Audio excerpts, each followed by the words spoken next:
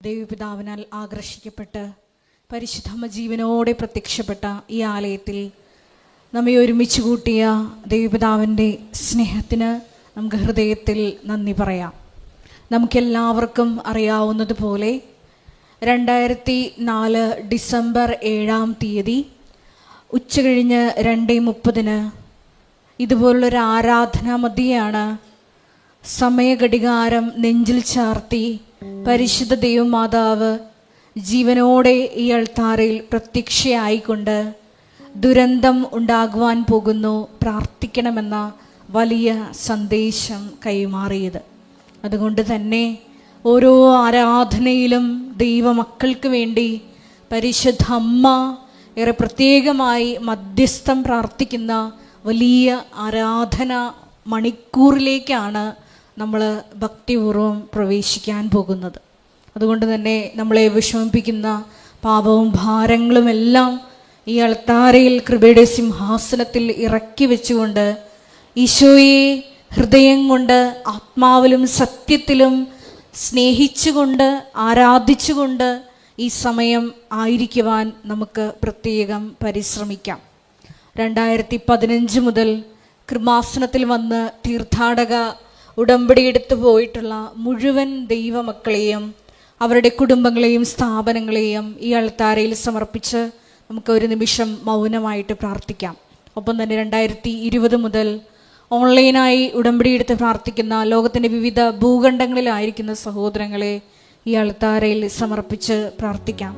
ഈശോയെ ഉടമ്പടി എടുത്ത് പോയിട്ടുള്ള എല്ലാവർക്കും മരിയൻ ഉടമ്പടി നിബന്ധനകൾ വിശ്വസ്തതാപൂർവം പാലിച്ചുകൊണ്ട് അന്ത്യം വരെയും ക്രിസ്തു സാക്ഷികളായി നിലനിൽക്കുവാനുള്ള വലിയ കൃപ നൽകണമേ എന്ന് നമുക്കൊരു നിമിഷം എല്ലാവർക്കും വേണ്ടിയും പ്രാർത്ഥിക്കാം. ഒപ്പം തന്നെ ഈ ധ്യാനം നയിക്കുവാൻ പോകുന്ന ബഹുമാനപ്പെട്ട VP ജോസഫ് അച്ഛനെ ദൈവപിതാവിൻ്റെ കരങ്ങളിൽ, പരിശുദ്ധ അമ്മയുടെ കരങ്ങളിൽ ഈ അൾത്താരയിൽ സമർപ്പിച്ച് നമുക്കൊരു നിമിഷം പ്രാർത്ഥിക്കാം. പൗരോഹിത്യത്തിൻ്റെ 39 വർഷം 39 വർഷം ആഘോഷിക്കുന്ന ബഹുമാനപ്പെട്ട VP ജോസഫ് അച്ഛൻ്റെ ഈ കാലഘട്ടത്തിലുടനീളം കൃപാസനത്തിലൂടെ നൽകിയ വൻ കൃപകളെ ഓർത്ത് നമുക്ക് ദൈവപിതാവിന് നന്ദി പറയാം. വരാൻ പോകുന്ന ആരാധന മണിക്കൂറിലെല്ലാം ഈശോയെ അച്ഛൻ്റെ അധരങ്ങളിലൂടെ പുറപ്പെടുന്ന ഓരോ വാക്കുകളും അത് കേൾക്കുന്ന നമ്മളിൽ ആന്തരികമായ വലിയ ചലനങ്ങൾ ഉണ്ടാക്കി പുതിയ സൃഷ്ടികളായി ഞങ്ങളെ ഓരോരുത്തരെയും രൂപാന്തരപ്പെടുത്തണമേ എന്ന് ഒരു നിമിഷം പ്രാർത്ഥിക്കാം. ഒപ്പം തന്നെ ധ്യാനത്തിൻ്റെ എല്ലാ ഭൗതിക സാഹചര്യങ്ങളെയും ഈ അൾത്താരയിൽ സമർപ്പിച്ച് പ്രാർത്ഥിക്കാം. ഗാന ശുശ്രൂഷയിലായിരിക്കുന്നവർ, മധ്യസ്ഥ പ്രാർത്ഥനയിലായിരിക്കുന്നവർ, മീഡിയയിലായിരിക്കുന്നവർ, ക്യാമറ കൈകാര്യം ചെയ്യുന്നവർ, സൗണ്ട് കൈകാര്യം ചെയ്യുന്നവർ, ഈ ആലയത്തിൽ ഇതേ സമയം വിവിധ മേഖലകളിൽ ശുശ്രൂഷകളായിരിക്കുന്ന ഓരോ മക്കളെയും ഈ അൾത്താരയിൽ സമർപ്പിച്ച് പ്രാർത്ഥിക്കാം. എല്ലാ സംവിധാനങ്ങളെയും ഈശോയെ നിന്റെ കൃപ ഞങ്ങളിലേക്ക് കടന്നു വരുവാനുള്ള ചാലകങ്ങളാക്കി രൂപാന്തരപ്പെടുത്തണമേ എന്ന് ഒരു നിമിഷം പ്രാർത്ഥിക്കാം. ഒരിക്കൽ കൂടെ നാളിതുവരെ കൃപാസനത്തിൽ വന്ന് പ്രാർത്ഥിച്ചു പോയിട്ടുള്ള മുഴുവൻ മക്കളുടെ നിയോഗങ്ങളെ സമർപ്പിച്ചുകൊണ്ട് ഏറെ പ്രത്യേകമായിട്ട് ഉടമ്പടിയെടുത്ത് പ്രാർത്ഥിക്കുന്ന മുഴുവൻ മക്കളെയും കുടുംബങ്ങളെയും സമർപ്പിച്ചുകൊണ്ട് ദിവ്യകാരുണ്യനാഥനെ അൾത്താരയിലിട്ട് വരവേറ്റുകൊണ്ട് നമുക്ക് ഇരുകരങ്ങളും ഉയർത്തി ദൈവസ്നേഹത്തോടെ സ്തുതിക്കാം. ഹാലലൂയ, മഹത്വം മഹത്വം, ആരാധന ആരാധന, ഹാലലൂയ ഹാലലൂയ. ഈശോയെ അങ്ങയുടെ ശക്തി ഈ സമയം ഈ ആലയത്തിൽ പ്രകടമാക്കണമേ എന്ന് പ്രാർത്ഥിക്കുന്നു. ഈശോയെ പരിശുദ്ധ അമ്മയോടുകൂടെ സെഹിയോൻ മാളികയിൽ പ്രാർത്ഥിച്ച അപ്പോസ്തല സമൂഹത്തിന്റെ മേൽ തീനാളങ്ങളുടെ രൂപത്തിൽ പരിശുദ്ധാത്മാവ് ഇറങ്ങി വന്നതുപോലെ ദാഹിച്ചു പ്രാർത്ഥിക്കുന്ന ഞങ്ങളിലേക്കും അങ്ങയുടെ ശക്തി അയക്കണമേ എന്ന് പ്രാർത്ഥിക്കുന്നു. പുത്തൻ പന്തക്കുസ്ത അനുഭവം നൽകണമേ എന്ന് പ്രാർത്ഥിക്കുന്നു. ലോകത്തിന്റെ അതിർത്തികളിൽ വരെയും നിനക്ക് സാക്ഷ്യം വഹിക്കുവാൻ ഞങ്ങളെ തിരഞ്ഞെടുത്ത് അഭിഷേകം ചെയ്യണമേ എന്ന് പ്രാർത്ഥിക്കുന്നു. വലിയ വലിയ ദൈവാനുഭവങ്ങൾ നൽകണമേ എന്ന് പ്രാർത്ഥിക്കുന്നു. ഹാലലൂയ ഹാലലൂയ, മഹത്വം മഹത്വം, ആരാധന ആരാധന, ഹാലലൂയ ഹാലലൂയ, യേശുവേ ആരാധന, ഹാലലൂയ. പരിശുദ്ധ പരമ ദിവ്യകാരുണ്യത്തിന് ആരാധനയും സ്തുതിയും പുകഴ്ചയും ഉണ്ടായിരിക്കട്ടെ. ഏറ്റുവെല്ലാം. അമ്മേ പരിശുദ്ധയമ്മേ, അമ്മേ പരിശുദ്ധ അമ്മേ, ദൈവമാതാവേ, ദൈവമാതാവേ, കൃപാസനത്തിലൂടെ ഞങ്ങൾക്കും ഞങ്ങളുടെ ദേശത്തിനും അമ്മ മാധ്യസ്ഥം തേടിത്തന്ന എല്ലാ അനുഗ്രഹങ്ങൾക്കും കൃപകൾക്കും ഞങ്ങളിപ്പോൾ ഹൃദയം നിറഞ്ഞ നന്ദി പറയുന്നു. സ്തുതിച്ച് പ്രാർത്ഥിക്കാം. Hallelujah, hallelujah. സ്തുതി, ആരാധന, ആരാധന കർത്താവേ, മഹത്വം കർത്താവേ, സ്തുതി കർത്താവേ, കർത്താവേ, അനുഗ്രഹങ്ങൾക്ക് നന്ദി കർത്താവേ. പരിശുദ്ധ പരമദിവ്യകാരുണ്യത്തിന് നേരവും ആരാധനയും സ്തുതിയും പുകഴ്ചയും ഉണ്ടായിരിക്കട്ടെ. പരിശുദ്ധ പരമദിവ്യകാരുണ്യത്തിന് നേരവും ആരാധനയും സ്തുതിയും പുകഴ്ചയും ഉണ്ടായിരിക്കട്ടെ. പരിശുദ്ധ പരമദിവ്യകാരുണ്യത്തിന് നേരവും ആരാധനയും സ്തുതിയും പുകഴ്ചയും ഉണ്ടായിരിക്കട്ടെ. അമ്മേ പരിശുദ്ധയമ്മേ, അമ്മേ പരിശുദ്ധ അമ്മേ, ദൈവമാതാവേ, 2004 ഡിസംബർ 7-ാം തീയതി ഉച്ചകഴിഞ്ഞ് 2:30 കൃപാസനത്തിൽ സംഭവിച്ച അമ്മയുടെ പ്രത്യക്ഷപ്പെടലിനെ കുറിച്ച് തിരുസഭയ്ക്ക് സമർപ്പിച്ചിരിക്കുന്ന പഠനരേഖകളുടെ വസ്തുനിഷ്ഠവും ദൈവശാസ്ത്ര പ്രകാരമുള്ളതുമായ അന്വേഷണ പഠനങ്ങൾ നടത്തി ആ പ്രത്യക്ഷപ്പെടലിലൂടെ പ്രകടമായ ദൈവമാതാവിന്റെ പ്രത്യേക കരുതലും സംരക്ഷണവും വെളിപ്പെടുത്തുന്ന പീഡിതരുടെ ആശ്വാസവും പ്രവാചകന്മാരുടെ രാജ്ഞിയും വാഗ്ദാനത്തിന്റെ പേടകവും പ്രപഞ്ച പ്രകൃതിയുടെ മാതാവുമായ പരിശുദ്ധമ്മയുടെ ഭക്തി തിരുസഭയിൽ കൂടുതൽ പ്രചരിച്ച് ജീവിതത്തിന്റെ ദുരന്ത അവസ്ഥകളിൽ അകപ്പെട്ട് കഴിയുന്ന അനേകായിരം മക്കൾക്ക് ദൈവത്തിന്റെ സാന്നിധ്യവും കൂടുതൽ അനുഭവിക്കുക വഴി ആത്മീയ വിശുദ്ധിയും ദൈവശക്തിയും കൈവരിക്കുവാൻ ഞങ്ങളുടെ കുടുംബങ്ങളെ ഇടയാക്കണമേ.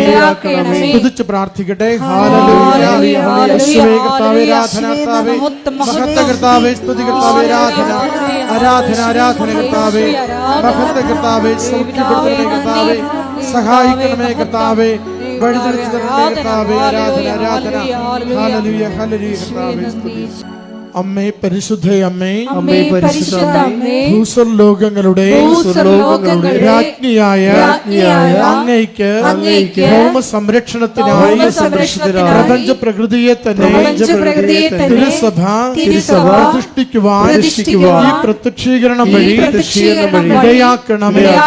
പരിശുദ്ധയമ്മേ, ജപമാല മാതാവേ, സകല കൃപാസനം പ്രാർത്ഥനകളോടും ചേർത്ത് ഞങ്ങളിപ്പോൾ പ്രാർത്ഥിക്കുന്ന ഈ സമൂഹത്തിന്റെ പ്രത്യേക നിയോഗവും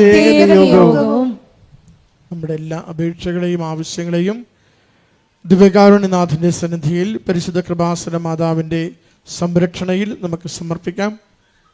കൃപാസനത്തിന്റെ സ്ഥാപക ഡയറക്ടർ VP ജോസഫ് അച്ഛൻ്റെ പ്രത്യേകമായ എല്ലാ നിയോഗങ്ങൾക്ക് വേണ്ടിയും നമുക്കിപ്പോൾ പ്രാർത്ഥിക്കാം.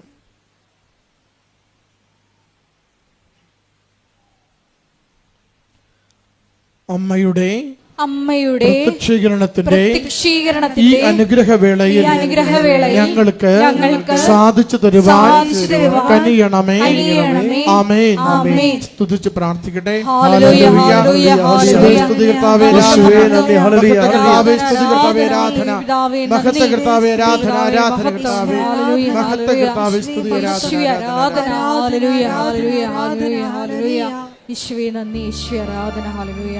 നമുക്കെല്ലാവർക്കും എഴുന്നേറ്റ് നിന്നുകൊണ്ട് ഗായക സംഘത്തോട് ചേർന്ന് കരങ്ങളടിച്ച് ദൈവസ്നേഹത്തോടെ ദൈവത്തെ മഹത്വപ്പെടുത്തി പാടി പ്രാർത്ഥിക്കാം. സമർപ്പിച്ചു പ്രാർത്ഥിക്കുന്നു. ഞങ്ങൾക്ക് ആവശ്യമായിട്ടുള്ള വചനം നൽകണമേ എന്ന് പ്രാർത്ഥിക്കുന്നു.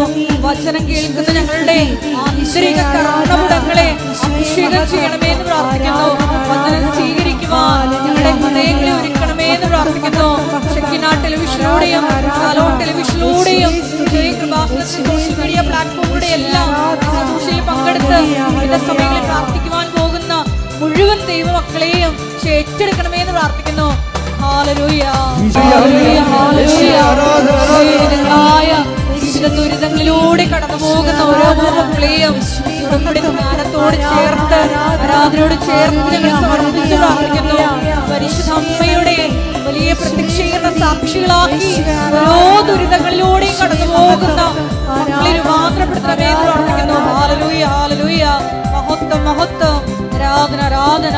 ഹല്ലേലൂയ. പരിശുദ്ധ പരമദിവ്യകാരുണ്യത്തിന് നേരവും ആരാധനയും സ്തുതിയും പുകഴ്ചയും ഉണ്ടായിരിക്കട്ടെ. പരിശുദ്ധ പരമദിവ്യകാരുണ്യത്തിന് നേരവും ആരാധനയും സ്തുതിയും പുകഴ്ചയും ഉണ്ടായിരിക്കട്ടെ.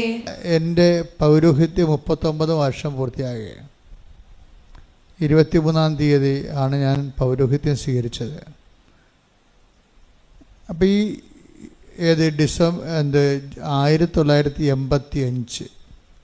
അപ്പോൾ ഈ 85 ഡിസംബർ 23 മുതൽ ഇന്ന് 2024 ഡിസംബർ വരെ ഉള്ള ഈ ദൈവ അനുഭവത്തിൽ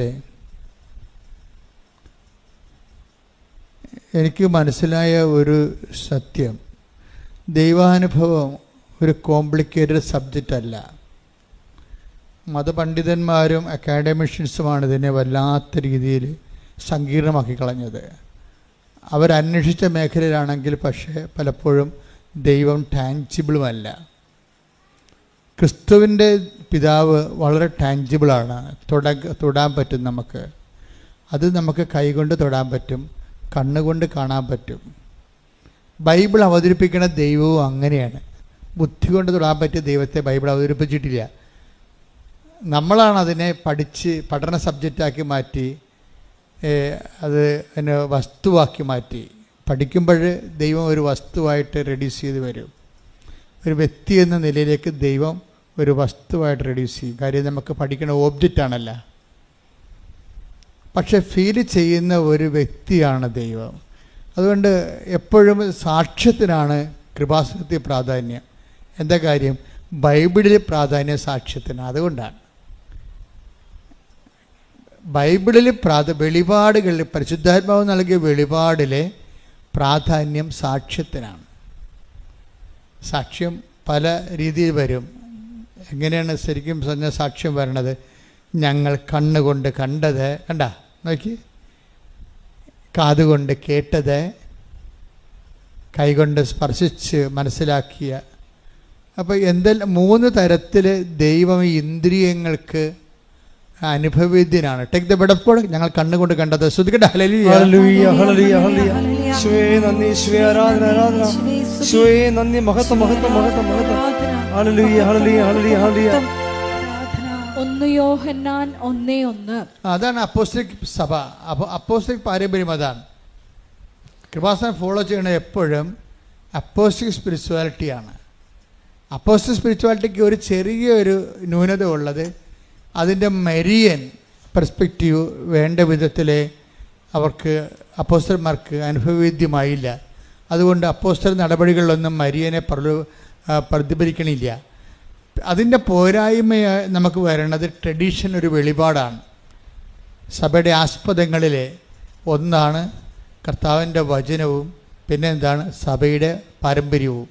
സഭയുടെ പാരമ്പര്യ വെളിപാടിൻ്റെ ഭാഗം തന്നെയാണ്. സഭയുടെ പാരമ്പര്യത്തിലൂടെയാണ് അപ്പോസ്തല സ്പിരിച്വാലിറ്റിക്ക്, അപ്പോസ്തല കാലത്തെ സ്പിരിച്വാലിറ്റിക്ക് നഷ്ടപ്പെട്ട അനുഭവേദ്യമല്ലാതിരുന്ന മരിയൻ ആത്മീയത വരുന്നത് പാരമ്പര്യത്തിലാണ് വരുന്നത്. 2000 വർഷത്തെ പാരമ്പര്യവും സഭയുടെ പ്രതിസന്ധികളിലും കാലാകാലങ്ങളിലും സഭയ്ക്കുണ്ടായിട്ടുള്ള പ്രാതികൂല്യങ്ങളിലെ പരിശുദ്ധ അമ്മ അതിലിടപെട്ട രീതികളും ഒക്കെ എല്ലാം കൂടി സഭ ഒരു മരിയൻ സ്പിരിച്വാലിറ്റി, മരിയൻ ലിറ്റർജിയൊക്കെ രൂപീകരിച്ചിട്ടുണ്ട്. അതിൻ്റെ അവസാന രൂപമാണ് ഈ ഉടമ്പടി എന്ന് പറയുന്നത്. ഇക്കാലങ്ങളിലെ, ഇനി നാളെ കാലങ്ങളിൽ ദൈവം വേറെ കാര്യങ്ങൾ ചെയ്യും. ഓരോ കാലത്തിന് പറ്റിയ രീതിയിലാണ് ദൈവം പരിശുദ്ധാത്മാവിൻ്റെ പ്രകാശനമായിട്ട് തന്നെയാണ് മറിയത്തിലൂടെയും വെളിപാടുകൾ നൽകുന്നത്. ഇപ്പം ഞാനിപ്പോഴേ ഇവിടെ വരികയും ഞാൻ ഒത്തിരി കാര്യങ്ങളൊക്കെ പ്രാർത്ഥിച്ചും ധ്യാനിച്ചൊക്കെയാണ് വന്നത്. എന്നെ വിട്ടപ്പോഴേ കർത്താവ് എന്നെ തുടങ്ങാൻ ആവശ്യപ്പെടുന്ന ഇത് വെച്ചാണ്. എന്താണ്? വചനം നൽകിയത്. ഇന്നിപ്പോൾ ഞാൻ ഇപ്പോഴേ ഇവിടെ ഓൺ ദി സ്പോട്ടിൽ വചനം ഓപ്പൺ ചെയ്ത് കർത്താവിനോട് ആലോചന ചെയ്തപ്പോഴേ കർത്താവ് പറഞ്ഞ വചനം ഇതാണ്. 8:13 ലൂക്ക 8:13 എടുത്ത് ശ്രുതികട ഹല്ലേലൂയ ഹല്ലേലൂയ ഹല്ലേലൂയ യേശുവേ നന്ദി യേശുവേ സ്തുതി ഹല്ലേലൂയ. ലൂക്ക 8:13 ലൂക്ക 8:13 പാറയിൽ വീണത് വചനം കേൾക്കുമ്പോൾ സന്തോഷത്തോടെ അത് സ്വീകരിക്കുന്നവരാണ്. എങ്കിലും അവർക്ക് വേരുകളില്ല. അവർ കുറെ നാളത്തേക്ക് വിശ്വസിക്കുന്നു. എന്നാൽ പ്രലോഭനങ്ങളുടെ സമയത്ത് അവർ വീണു പോകുന്നു.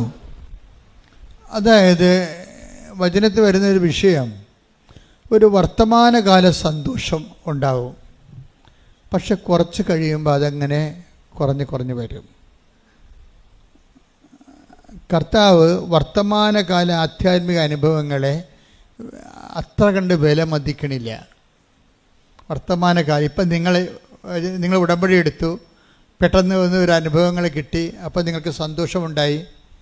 പക്ഷേ അടുത്ത കൊല്ലം ഡിസംബറിൽ നിങ്ങളുടെ അവസ്ഥ എന്താണെന്ന് ദൈവത്തിന് ഇപ്പം അറിയാം. പിടിയില്ലേ? ഇപ്പം നിങ്ങൾക്ക് ഭയങ്കര സന്തോഷമൊക്കെ ചെയ്യുക, സാക്ഷ്യം പറയാൻ പറ്റുന്നവരൊക്കെ എന്ത് ആഘോഷമായിട്ടാണ് വരുന്നത്. പക്ഷേ മാതാവ് എൻ്റെ മുഖത്ത് നോക്കുമ്പോൾ ചില സമയത്ത് ചിലർ പറയും, അമ്മ എന്താ ചിരിക്കാത്തത്, അമ്മ എന്താ സീരിയസ് ആയിട്ടിരിക്കണം എന്നൊക്കെ ചോദിക്കും ചിലർ. പാവപ്പെട്ട മനുഷ്യൻ ദൈവത്തിൻ്റെ മുഖം കാണാൻ മാതാവിൻ്റെ മുഖത്താണ് നോക്കുന്നത്. അതൊരു കോമൺ ഫെയ്ത്താണ്. ഞാൻ കുഞ്ഞുനാളിലൊക്കെ അങ്ങനെ നോക്കുമായിരുന്നു. പുണ്യാളൻ പ്രസാദിച്ചിട്ടുണ്ട്, പുണ്യാളൻ മുഖം ഇങ്ങനെ ഇരിക്കണം എന്നൊക്കെ നോക്കും. പക്ഷെ നോക്കുന്നവനെ സംബന്ധിച്ചിടത്തോളം ദൈവം അത് പ്രകാശിപ്പിക്കും. അതിൽ വിശ്വസിക്കുന്നവനെ സംബന്ധിച്ചിടത്തോളം ദൈവം അതാണ് അവൻ്റെ വെളിപാട് മാർഗം അതാണെന്ന് മനസ്സിലാക്കുമ്പോൾ ദൈവം അതിനെ ഉപയോഗിക്കും. സിമ്പിളാണത്. അത് ദൈവത്തിനെ കോംപ്ലിക്കേറ്റ് ആക്കേണ്ട കാര്യമില്ല. ഇപ്പോൾ ഒരു അത് വലിയ പഠിപ്പൊന്നുമില്ല. പക്ഷേ ദൈവത്തിൻ്റെ പ്രസാദം അവർ മനസ്സിലാക്കുന്നത് പുണ്യാളൻ്റെ മുഖത്ത് നോക്കുമ്പോഴാണ്, അല്ലെങ്കിൽ മാതാവിൻ്റെ മുഖത്ത് നോക്കുമ്പോഴാണ്. മാതാവ് പുഞ്ചിരിച്ചിട്ടുണ്ട്, അപ്പോൾ കാര്യം നടക്കും. അത് സിമ്പിളാണത്. അപ്പോഴേ അമ്മയ്ക്ക് മനസ്സിലാകും, ഇവളുടെ അടുത്ത് ഈ വചനം എൻ്റെ മനസ്സ് വെളിപ്പെടുത്തേണ്ടത് ഈ രീതിയിലാണെന്ന് പറയുമ്പോൾ അവർക്ക് ആ രീതി വെളിപ്പെടുത്തി കൊടുക്കും ദൈവം. വെളിപാടുകൾ എല്ലാവരും IAS എല്ലാവരും റോമിൽ പോയി പഠിച്ചവരും അല്ല. കാര്യം 99% സാധാരണ മനുഷ്യരാണ്. ആധ്യാത്മികതയിൽ സാക്ഷരത ഒത്തിരി വേണ്ടവരാണ്. അവരുടെ ആധ്യാത്മിക നിലവാരത്തെ അവഗണിച്ചുകൊണ്ട് വലിയ പാണ്ഡിത്യം അഭിനയിച്ചിട്ട് നിത്യം ആർജിച്ച കാര്യമില്ല. കാര്യം എല്ലാവരും പഠിക്കണതും ഈ പാവപ്പെട്ട ജനങ്ങൾക്ക് വേണ്ടിയാണ്. പാവപ്പെട്ട ജനങ്ങളെന്ന് പറയുമ്പോൾ ചിലപ്പോൾ സാമ്പത്തികമായിട്ട് മാത്രമല്ല ഞാൻ ഉദ്ദേശിക്കുന്നത്, ബൈബിൾ പഠനപരമായിട്ടും അവർ ചിലപ്പോൾ പാവപ്പെട്ടവരായിരിക്കും, അവർക്ക് അറിയത്തില്ല. അപ്പോഴെന്താ വിഷയമെന്ന് പറയണത്, ആ ജനങ്ങളിലേക്ക് ദൈവത്തെ കൈകാര്യം ചെയ്ത് കൊടുക്കണം. ഇപ്പം നമ്മൾ കുഞ്ഞുങ്ങളോട് എന്താ പറയണത്? ഇപ്പം എന്നെ ചില വീട്ടിലൊക്കെ ചെല്ലുമ്പോൾ ചില മക്കളെങ്കിലും ഇപ്പം അങ്ങനെ ഒന്നും കേൾക്കണില്ല, തമ്പായിച്ച വന്നെന്ന് പറയും. അപ്പോൾ അതാരുടെ ഭാഷയാണ്? കുഞ്ഞിന് പറഞ്ഞു കൊടുക്കണം. അമ്പായി എന്ന് പറഞ്ഞു കൊടുക്കും. അമ്പായി അല്ലേ? ഇപ്പോഴത്തെ പെൺപിള്ളേർ അറിയത്തില്ലല്ലോ അവർക്ക്. പക്ഷെ പണ്ട് പറഞ്ഞു കൊടുക്കുമ്പോൾ ദൈവ തിരുസ്വരൂപം കാണുമ്പോൾ പറയും അമ്പായി ഈശോ എന്ന് പറയും. അപ്പോൾ അമ്പോ എന്നൊക്കെ വിളിപ്പിക്കും. അമ്പോ എന്ന് കുഞ്ഞുങ്ങൾക്ക് അങ്ങനെ പറഞ്ഞാലേ മനസ്സിലാകത്തുള്ളൂ. അതാ കുഞ്ഞുങ്ങളുടെ ഭാഷയിലേക്ക് അമ്മ ഇറങ്ങി വന്നെ കണ്ടില്ലേ? എന്ത് രസകരമായിട്ട് ഇറങ്ങി വന്ന്. അല്ല ജീസസ് ക്രൈസ്റ്റ് എന്നൊക്കെ പറഞ്ഞാൽ കുഞ്ഞുങ്ങൾക്ക് മനസ്സിലാകുക? മനസ്സിലാകത്തില്ല. ദൈവപുത്രൻ എന്നാണ്, മനുഷ്യപുത്രൻ എന്നൊക്കെ കുഞ്ഞിനോട് പറഞ്ഞ് എന്ത് ചെയ്യാനാണ്? അമ്പായി ഈശോ. അത് വളരെ സിമ്പിളാണ്. അത് പബ്ലിക് എഡ്യൂക്കേഷൻ്റെ ഒരു പ്രശ്നമാണിത്. പബ്ലിക് എഡ്യൂക്കേഷൻ ആ ജനങ്ങളുടെ നിലവാരത്തിലേക്ക് അവർക്ക് മനസ്സിലാകുന്ന ഭാഷ ഉണ്ടാക്കണം. ആരായാലും ശരി, സുവിശേഷം കൈകാര്യം ചെയ്യുന്നവർ ഒരു ആധ്യാത്മികതയ്ക്ക് വേണ്ടി ജനങ്ങൾക്ക് മനസ്സിലാകുന്നൊരു ഭാഷ, അത് അനുഭവത്തിൻ്റെ ഭാഷയാണ്. അതുകൊണ്ടാണ് നമ്മൾ അണമുറിയാതെ സാക്ഷ്യം പറയുന്നതിൻ്റെ കാര്യം അതാണ്. സാക്ഷ്യം എന്താണ്? അനുഭവത്തിൻ്റെ ഭാഷയാണ്. അതുകൊണ്ടാണ് ഈശോ പറയണത്, നിങ്ങൾ ഭൂമിയുടെ അതിർത്തികൾ വരെ എനിക്കിഷ്ടപ്പെട്ടൊരു വാക്കാണത്. എന്താ പറഞ്ഞത്? നിങ്ങൾ ഏറ്റവും പറഞ്ഞ നിങ്ങൾ ഭൂമിയുടെ അതിർത്തികൾ വരെ എനിക്ക് സാക്ഷികളായിരിക്കും. The word of God സ്തുതിക്കട്ടെ. ഹല്ലേലൂയ, ഹല്ലേലൂയ, ഹല്ലേലൂയ, ഹല്ലേലൂയ. യേശുവേ നന്ദി, യേശുവേ ആരാധന, യേശുവേ മഹത്വം, മഹത്വം, മഹത്വം. ഹല്ലേലൂയ, ഹല്ലേലൂയ, ഹല്ലേലൂയ, ഹല്ലേലൂയ. പരിശുദ്ധ പരമ ദിവ്യകാരുണ്യത്തിന് ആരാധനയും സ്തുതിയും പുകഴ്ചയും ഉണ്ടായിരിക്കട്ടെ. പരിശുദ്ധ പരമ ദിവ്യകാരുണ്യത്തിന് ആരാധനയും സ്തുതിയും പുകഴ്ചയും ഉണ്ടായിരിക്കട്ടെ. വായിച്ചോളൂ. അപ്പോസ്തല പ്രവർത്തനങ്ങൾ 1:8. അപ്പോസ്തല പ്രവർത്തനം 1:8. എന്നാൽ പരിശുദ്ധാത്മാവ് നിങ്ങളുടെ മേൽ വന്നു കഴിയുമ്പോൾ നിങ്ങൾ ശക്തി പ്രാപിക്കും. ജെറുസലേമിലും യൂദയ മുഴുവനിലും സമരിയായിലും ഭൂമിയുടെ അതിർത്തികൾ വരെയും നിങ്ങൾ എനിക്ക് സാക്ഷികളായിരിക്കുകയും ചെയ്യും. അപ്പൊ പരിശുദ്ധാത്മാവ് വന്നു കഴിയുമ്പോൾ നമുക്ക് വ്യാഖ്യാനം ഓരോന്നും കിട്ടും. ഞാൻ ഒരു ദിവസം ഇത് വായിച്ചപ്പോൾ ഈശോ പറഞ്ഞത്, ഭൂമിയുടെ അതിർത്തി എന്ന് പറയുന്നത് നീ അന്റാർട്ടിക്ക വരെ അളന്നു പോകേണ്ട കാര്യമൊന്നുമില്ല. നിൻ്റെ ഭൂമിയുടെ അതിർത്തി എന്ന് പറയുന്നത് നീ എന്ന് ചത്ത് വീഴുന്ന അതാണ് നിൻ്റെ ഭൂമി. നിൻ്റെ ഭൂമി അവിടെ വെച്ച് തീരുകയാണ്. നിങ്ങൾ ഭൂമിയുടെ അതിർത്തി വരെ എന്ന് പറഞ്ഞതിൻ്റെ അർത്ഥം എന്താണ്? നമ്മുടെ ജീവിതകാലം മുഴുവനും എന്നാ നമ്മൾ ഈ ഭൂമിയിൽ നടക്കുന്ന അത്രയും കാലം നമ്മളെന്ന് നമ്മുടെ കണ്ണടയുന്നു, അന്ന് നമ്മുടെ ഭൂമിക്ക് അതിർത്തിയായി, ഭൂമി തീരുകയാണ്. അപ്പം നമ്മുടെ മരണം വരെ ആരായിരിക്കും? നമ്മൾ ബേസിക്കായിട്ട് നമ്മൾ സാക്ഷികളായിരിക്കും. ഒന്ന് പ്രാർത്ഥിച്ച, കർത്താവേ എൻ്റെ കണ്ണടയുന്നത് വരെ അങ്ങയുടെ നാമത്തിന്റെ സാക്ഷിയാകാൻ പ്രത്യേകമായി അഭിഷേകം ചെയ്യണം. ശ്രദ്ധിക്കട്ടെ.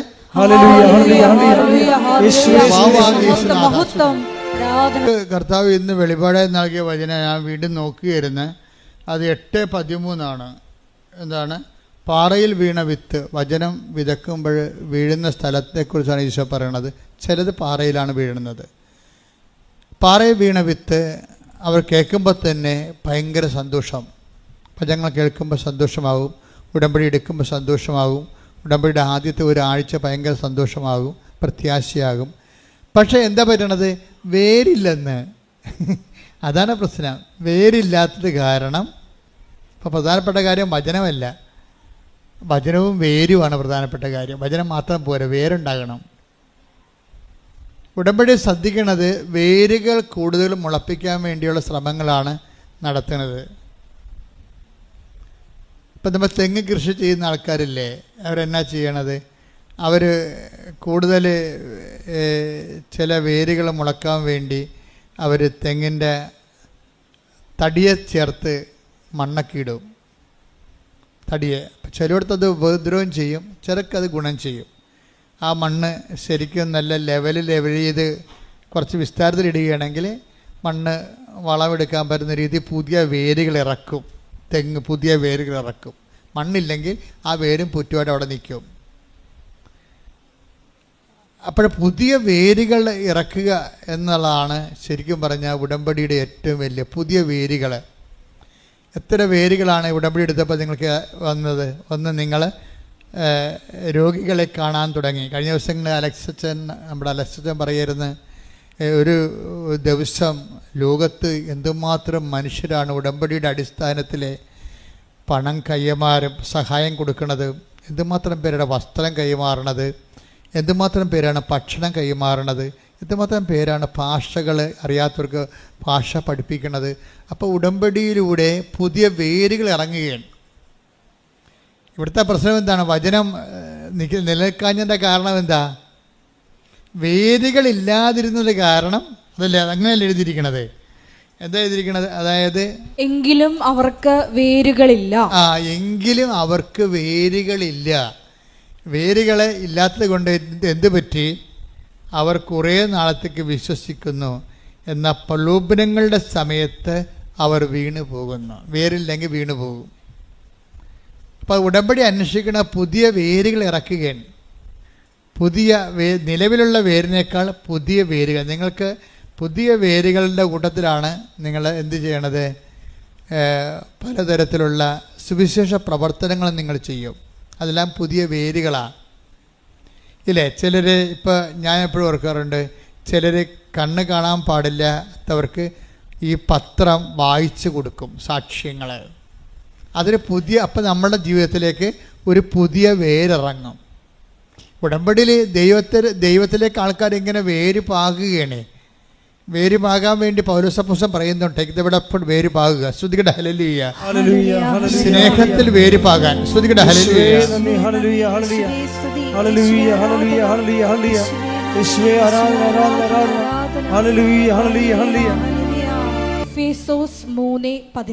എഫേസ്യൻസ് ലേഖനം 3:17. വിശ്വാസം വഴി ക്രിസ്തു നിങ്ങളുടെ ഹൃദയങ്ങളിൽ വസിക്കണമെന്നും നിങ്ങൾ സ്നേഹത്തിൽ വേരുപാകി അടിയുറയ്ക്കണമെന്നും ഞാൻ പ്രാർത്ഥിക്കുന്നു. അപ്പോൾ ഉടമ്പടി ജീവിതത്തിന് വേണ്ടി പ്രാർത്ഥിക്കുന്ന ഭാഗമാണിത്. നമ്മുടെ ദൈവമായിട്ടുള്ള ഉടമ്പടി ജീവിതത്തിന് വേണ്ടി അപ്പോസ്തലൻ പ്രാർത്ഥിക്കുകയാണ്. എന്താ പ്രാർത്ഥിക്കണത്? ഒന്ന് വായിച്ചേ. വിശ്വാസം വഴി ക്രിസ്തു നിങ്ങളുടെ ഹൃദയങ്ങളിൽ വസിക്കണമെന്നും നിങ്ങൾ സ്നേഹത്തിൽ വേരുപാകി അടിയുറയ്ക്കണമെന്നും ഞാൻ പ്രാർത്ഥിക്കുന്നു. അത് വേരുകളില്ലാത്തതിനാൽ ഉണങ്ങിപ്പോകുന്നു എന്നാണ് 8:13 പറയുന്നത് അല്ലേ? അവരെ ചിലർ പെട്ടെന്ന് വിശ്വസിക്കും, പക്ഷെ വേരുകളില്ലാത്തത് കൊണ്ട് അത് ഉണങ്ങിപ്പോകും. ഇപ്പം എന്താ പൗലോസപ്പോസ്തലൻ ഇതിൻ്റെ കൂടെ പറയണത്? ഇത് ലൂക്കാൻ്റെ സുവിശേഷമാണ്. പൗലോസപ്പോസ്തലൻ ഇതിൻ്റെ കൂടെ സബോർഡിനേറ്റായിട്ട് പറയുന്നത് എന്താണ്? നിങ്ങൾ സ്നേഹത്തിൽ വേരുപാകി അടി ഉറക്കണം അല്ലേ? എഫേസ്യസ് 3:17 ഒന്ന് പറഞ്ഞ സ്നേഹത്തിൽ വേരുപാകി അടി ഉറക്കണം. അപ്പൊ അതുകൊണ്ടാണ് അടി ഉറച്ചില്ലെങ്കിൽ എന്ത് പറ്റും? വീണു പോകും. അതുകൊണ്ട് വീണു പോകണമെന്നാ പറയണത്. വേരില്ലാത്തത് കൊണ്ട് അത് വീണു പോകുന്നു. വീണു പോകാതിരിക്കാൻ എന്ത് ചെയ്യണം? അടി ഉറക്കണം. അടി ഉറക്കണമെങ്കിൽ എന്ത് ചെയ്യണം? സ്നേഹത്തിൽ വേരുപാകണം. Price the Lord. ഈ സ്നേഹത്തിലെ വേരുപാകയിലാണ് നമ്മൾ എവിടെ നടക്കുന്നത്? നിങ്ങളുടെ കാരുണ്യ പ്രവർത്തികളിലൂടെ നടക്കുന്നത്. Price the Lord. അതാണ് ഉടമ്പടി ജീവിതം. സ്നേഹത്തെ വേരുപാകുന്ന പരിപാടിയാണ് കാരുണ്യ പ്രവർത്തികളിലൂടെ നടക്കുന്നത്. അത് തന്നെയാണ്, കാരുണ്യ പ്രവൃത്തി തന്നെയാണ് ശരിക്കും പറഞ്ഞ നമ്മുടെ വിശ്വാസ കൈമാറ്റം. കാര്യം ഏറ്റവും വലിയ കാരുണ്യ പ്രവൃത്തി. ഇവിടെ കാരുണ്യ വർഷമെന്നും പറഞ്ഞുകൊണ്ട് ഒരു വർഷം മാർപ്പാപ്പ ഉദ്ഘാടനം ചെയ്തായിരുന്നു. ഏത് വർഷമാണെന്ന് ഞാൻ മറന്നുപോയി. കരുണയുടെ വർഷം. അപ്പം ഞാൻ ഇവിടെ എനിക്ക് പരിശുദ്ധാത്മാവ് ഈ വിഷയം വന്നപ്പോൾ എന്നോട് പറഞ്ഞത് ഏറ്റവും വലിയ കരുണയെന്ന് പറയുന്നത് ക്രിസ്തുവിനെ കൈമാറുന്നതാണ്, അല്ല ക്രിസ്തുവിൻ്റെ പേരിൽ എന്തെങ്കിലും ചരക്കുകൾ കൈമാറുന്നതല്ല. നമ്മൾ ഏറ്റവും അടിസ്ഥാനപരമായ കാരുണ്യം മനുഷ്യരാശിയോട് കാണിക്കണത് എന്താണ്? ക്രിസ്തുവിനെ കൈമാറുന്നതാണ്. അല്ല ക്രിസ്തുവിൻ്റെ പേരിൽ ഓർഫണേജ് ഉണ്ടാക്കുന്നതോ അതിൻ്റെ പേരിൽ വേറെ ലോകത്തെ ഇവിടെ ദരിദ്ര രാഷ്ട്രമാണെന്നും പറഞ്ഞ് വിദേശത്ത് പോയി ഓർഫണേജുകൾക്ക് വേണ്ടി പണം സമ്പാദിക്കുന്നതോ അല്ല. അത് സെക്കൻഡറിയാണ്. നിവൃത്തിയില്ലെങ്കിൽ ചിലപ്പോൾ ചെയ്യാവുന്നൊരു കാര്യമാണ്. അതൊരു പ്രധാനപ്പെട്ട ഒരു ജോലിയായിട്ട് എടുക്കരുത്. എന്താ വെച്ചാൽ അത് പലപ്പോഴും വരണത് നമ്മൾ ഗതികെട്ടവരാണെന്ന് മറ്റ് രാജ്യക്കാരോട് പറയുമ്പോൾ ആ രാജ്യക്കാർ നമ്മൾ ഒരു ഏഴാം കൂലിയായിട്ട് കാണത്തുള്ളൂ. അത് അങ്ങനെ വരുമ്പോൾ സൂക്ഷിച്ചില്ലെങ്കിൽ നമ്മൾ മറ്റ് രാജ്യങ്ങളോട് പറയുമ്പോൾ നമ്മൾ സൂക്ഷിച്ചില്ലെങ്കിൽ അത് രാജ്യദ്രോഹ കുറ്റം പോലെ വരും. അതിപ്പോൾ ആര് ചെയ്താലും എപ്പോഴും നമ്മൾ ചെയ്യണത് നമ്മളെ സംബന്ധിച്ചിടത്തോളം ഈ സുവിശേഷം കൈമാറാൻ കപ്പാസിറ്റി ഉള്ള ആൾക്കാരാണ് നമ്മൾ എന്നുള്ളത് പ്രധാനപ്പെട്ട വിഷയമാണ്. അതുകൊണ്ട് തന്നെ സാമ്പത്തിക അഭിവൃദ്ധി കൈവരിക്കുക എന്നുള്ളതും പ്രധാനപ്പെട്ട വിഷയമാണ്. അതായത് സാമ്പത്തികം നഷ്ടപ്പെടുത്തി കിട്ടുന്ന സാമ്പത്തികം നഷ്ടപ്പെടുത്തി കളയാതെ അത് കൈവരിക്കുകയും നമ്മളുടെ കഴിവുകൊണ്ട് തന്നെ മറ്റുള്ളവർക്ക് കൊടുക്കാൻ കഴിയും. അതാണ് ഞാൻ ഉദ്ദേശിക്കുന്നത്. അല്ലാതെ അത് ചെയ്യുന്ന ആൾക്കാരെ കൊച്ചാക്കി കാണുകയല്ല. ഞാൻ ഉദ്ദേശിക്കുന്നത് ഇന്ന് ഈ കേരള സഭയ്ക്ക് തന്നെ കേരള സഭയുടെ സ്ഥാപനങ്ങളെ സപ്പോർട്ട് ചെയ്യാൻ കഴിയും. എന്നാ സംശയം?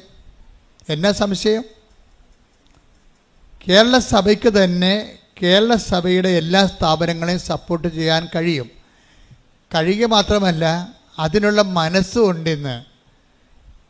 കരിസ്മാറ്റിക് പ്രസ്ഥാനം ഒരു 50 കൊല്ലം ഈ ഭൂമിയിൽ ശുശ്രൂഷ ചെയ്ത് കഴിഞ്ഞപ്പോൾ നമ്മൾക്ക് അവശേഷിച്ച ഏറ്റവും വലിയ സംഭവം ജനങ്ങൾക്ക് കൈമാറ്റം ചെയ്യാനുള്ള, അതായത് മറ്റുള്ളവരെ സ്നേഹിക്കാനും കൈമാറാനുമുള്ള ഒരു കഴിവ് മുമ്പത്തേനേക്കാൾ കൂടി.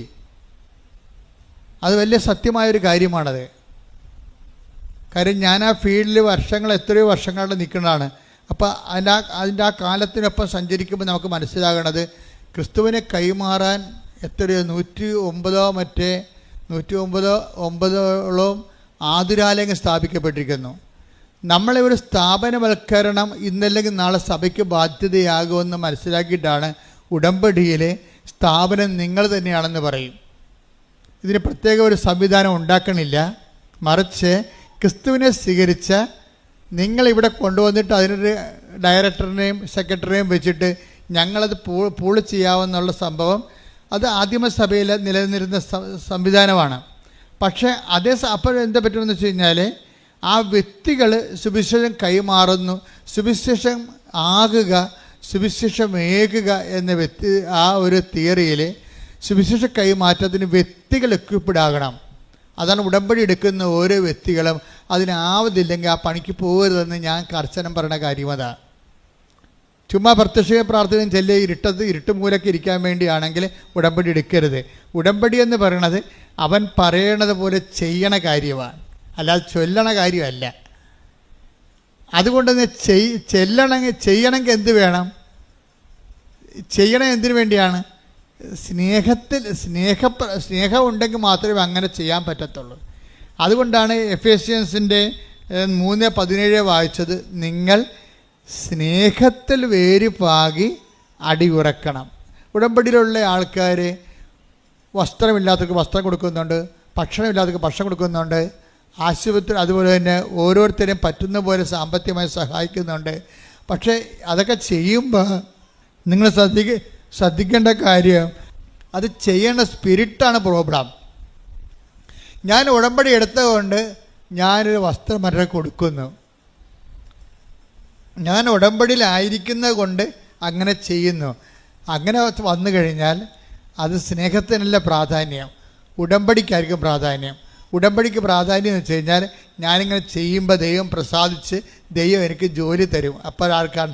നിങ്ങൾക്കാണ് പ്രാധാന്യം. ആരാണ് സ്നേഹിക്കണത്? നിങ്ങളെയാണ് സ്നേഹിക്കണത്. അതാണ് വിഷയം വന്നിരിക്കുന്നത്. അപ്പോൾ ഉടമ്പടി പ്രകാരം നിങ്ങളെ മറ്റുള്ളവരെ സഹായിക്കുമ്പോൾ ദൈവസ്നേഹത്തിലാണ് വേര് പാകേണ്ടത്. അത് ഉടമ്പടി ഇല്ലെങ്കിലും ആ 90 ദിവസം കഴിഞ്ഞാലും ഞാൻ വീണു പോകാതെ അതേ അരൂപിൽ തന്നെ ജീവിക്കും എന്ന് പറഞ്ഞേ. കർത്താവേ 90 ദിവസം കഴിഞ്ഞാലും ഉടമ്പടി പുതുക്കക്കാലം കഴിഞ്ഞാലും ഞാൻ ദൈവസ്നേഹത്തിന്റെ പരസ്നേഹത്തിന്റെ സാക്ഷികളായി ജീവിക്കും. അമ്മേ പരിശുദ്ധമ്മേ, എന്നെ സഹായിക്കണം. ശ്രുതികട ഹല്ലേലൂയ.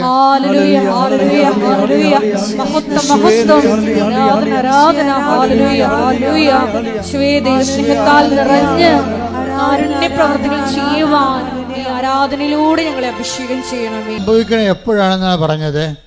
അത് 8:13 വായിച്ച് 8:13 പാറയിൽ വീണത് വചനം കേൾക്കുമ്പോൾ സന്തോഷത്തോടെ അത് സ്വീകരിക്കുന്നവരാണ്.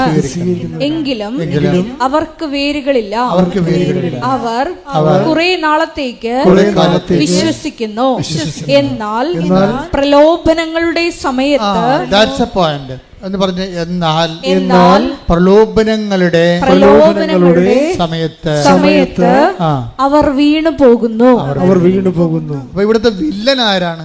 പ്രലോഭനമാണ്. പ്രലോഭനം എന്ന് പറഞ്ഞാൽ എന്താണ്?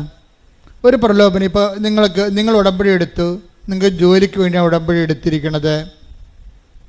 അപ്പോൾ ജോലിക്ക് വേണ്ടി ഉടമ്പടി എടുത്തിരിക്കുമ്പോൾ പ്രലോഭനം വരാൻ എങ്ങനെയാണ്? അതിൻ്റെ പ്രലോഭനം അതിൽ തന്നെയാണ് ആ പ്രലോഭനം വരണത്. വെച്ചാൽ ഉടമ്പടി എടുക്കാത്ത ഒരാൾക്ക് നിങ്ങൾ വിചാരിച്ച ജോലി കിട്ടും. അപ്പോൾ അത് പ്രലോഭനമാണ്. അത് മനസ്സിലാക്കണമെങ്കിൽ കുറച്ച് പാടാണ്. നിങ്ങൾ കല്യാണം കെട്ടാൻ വേണ്ടിയാണ് ഉടമ്പടി എടുത്തിരിക്കുന്നത്.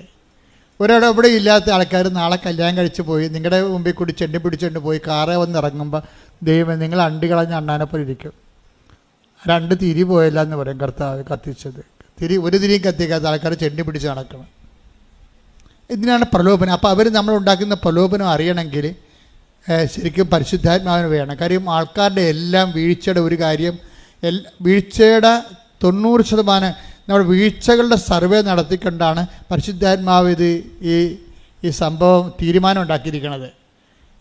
വെളിപാടിൻ്റെ വചനമെന്ന് പറയുന്നത് പരിശുദ്ധാത്മാവല്ലേ ചെയ്യണത്. പരിശുദ്ധാത്മാവ് എന്ന് പറയുമ്പോൾ സുപ്രീം കോടതി ഫുൾ ബെഞ്ചിലുള്ള തീരുമാനമാണ്. പരിശുദ്ധാത്മാവ് സർവേ നടത്തിയപ്പോൾ കണ്ടുപിടിച്ചത് എന്താണ്? ആൾക്കാർ വീണു പോകാൻ കാരണം എന്താണ്? പ്രലോഭനമാണ്. അതാ സംഭവം. പ്രാർത്ഥിച്ച നമ്മുടെ അണ്ടികളഞ്ഞ അണ്ണാനെപ്പോലെയും പ്രാർത്ഥിക്കാത്തവൻ രക്ഷപ്പെട്ടു പോവുകയും ചെയ്യും. ഇതിനേക്കാൾ വലിയ പ്രലോഭനം എന്തുണ്ട്? ഇത് ദൈവം തന്നെ കരുതിക്കൂട്ടി ചിലപ്പോൾ നിങ്ങൾക്കൊരു പ്രലോഭനം തന്നെന്ന് വരും. പ്രലോഭിപ്പിക്കണ ദൈവത്തിൻ്റെ പരിപാടി അല്ലെന്ന് പറയാനും വളർച്ചയുടെ ഭാഗമായിട്ട് ഇത് അഭിനിവാര്യമായൊരു ഘടകമാണ്. വളർച്ചയുടെ യേശുക്രിസ്തുവിനെ പോലും പ്രലോഭനങ്ങളിൽ നിന്ന് ഒഴിവാക്കാൻ ദൈവത്തിന് പറ്റിയില്ല. അതാണ് പ്രശ്നം. ഈ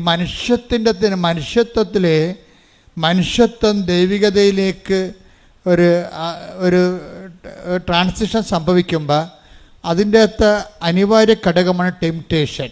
temptation is the inevitable section ആണ്. അത് എന്തിൻ്റെയാണ്? ഈ വളർച്ചയുടെ ഒരു ഘടകമാണത്. ട്രാൻസിഷൻ, ഒരു പരിവർത്തനം. മനുഷ്യ സ്വഭാവത്തിൽ നിന്ന് നമ്മൾ ദൈവസ്വഭാവത്തിലേക്ക് ഈ ഉടമ്പടി നമ്മൾ മാറ്റുമ്പോൾ അതിൻ്റെ അകത്തൊരു ഘടകമാണ് പ്രലോഭനം. ക്രിസ്തുവിനെപ്പോലും അതിൽ നിന്ന് മാറ്റാൻ പറ്റത്തില്ല. അതുകൊണ്ടാണ് മരുഭൂമിയിൽ പരീക്ഷയൊക്കെ വെച്ചിരിക്കുന്നത്. ആ മരുഭൂമിയിൽ ഒരു മനുഷ്യന് ഉണ്ടാകാവുന്ന പ്രലോഭനങ്ങളുടെ സെക്ഷൻസ് തിരിച്ചവിടെ പ്രലോഭനങ്ങൾ പറയുന്നുണ്ട്. ശരിക്കും പറഞ്ഞാൽ ആ പിശാചിനെ ക്രിസ്തു ഇപ്പോൾ പ്രലോഭനം എന്തുകൊണ്ടാണ് ദൈവത്തിൽ നിന്ന് വരുന്നതെന്ന് ഞാൻ പറഞ്ഞതിൻ്റെ കാരണം വെച്ച് കഴിഞ്ഞാൽ, ദൈവത്തിൽ ഇപ്പം പിശാച് ആണ് യേശുവിനെ പ്രലോഭിപ്പിച്ചതെന്ന് നമ്മൾ പറയുന്നുണ്ടെങ്കിലും അത് ശരിക്കും പറഞ്ഞാൽ ദൈവത്തിൽ നിന്നുള്ള ഒരു പ്രലോഭനമാണെന്ന് ഞാൻ പറയും.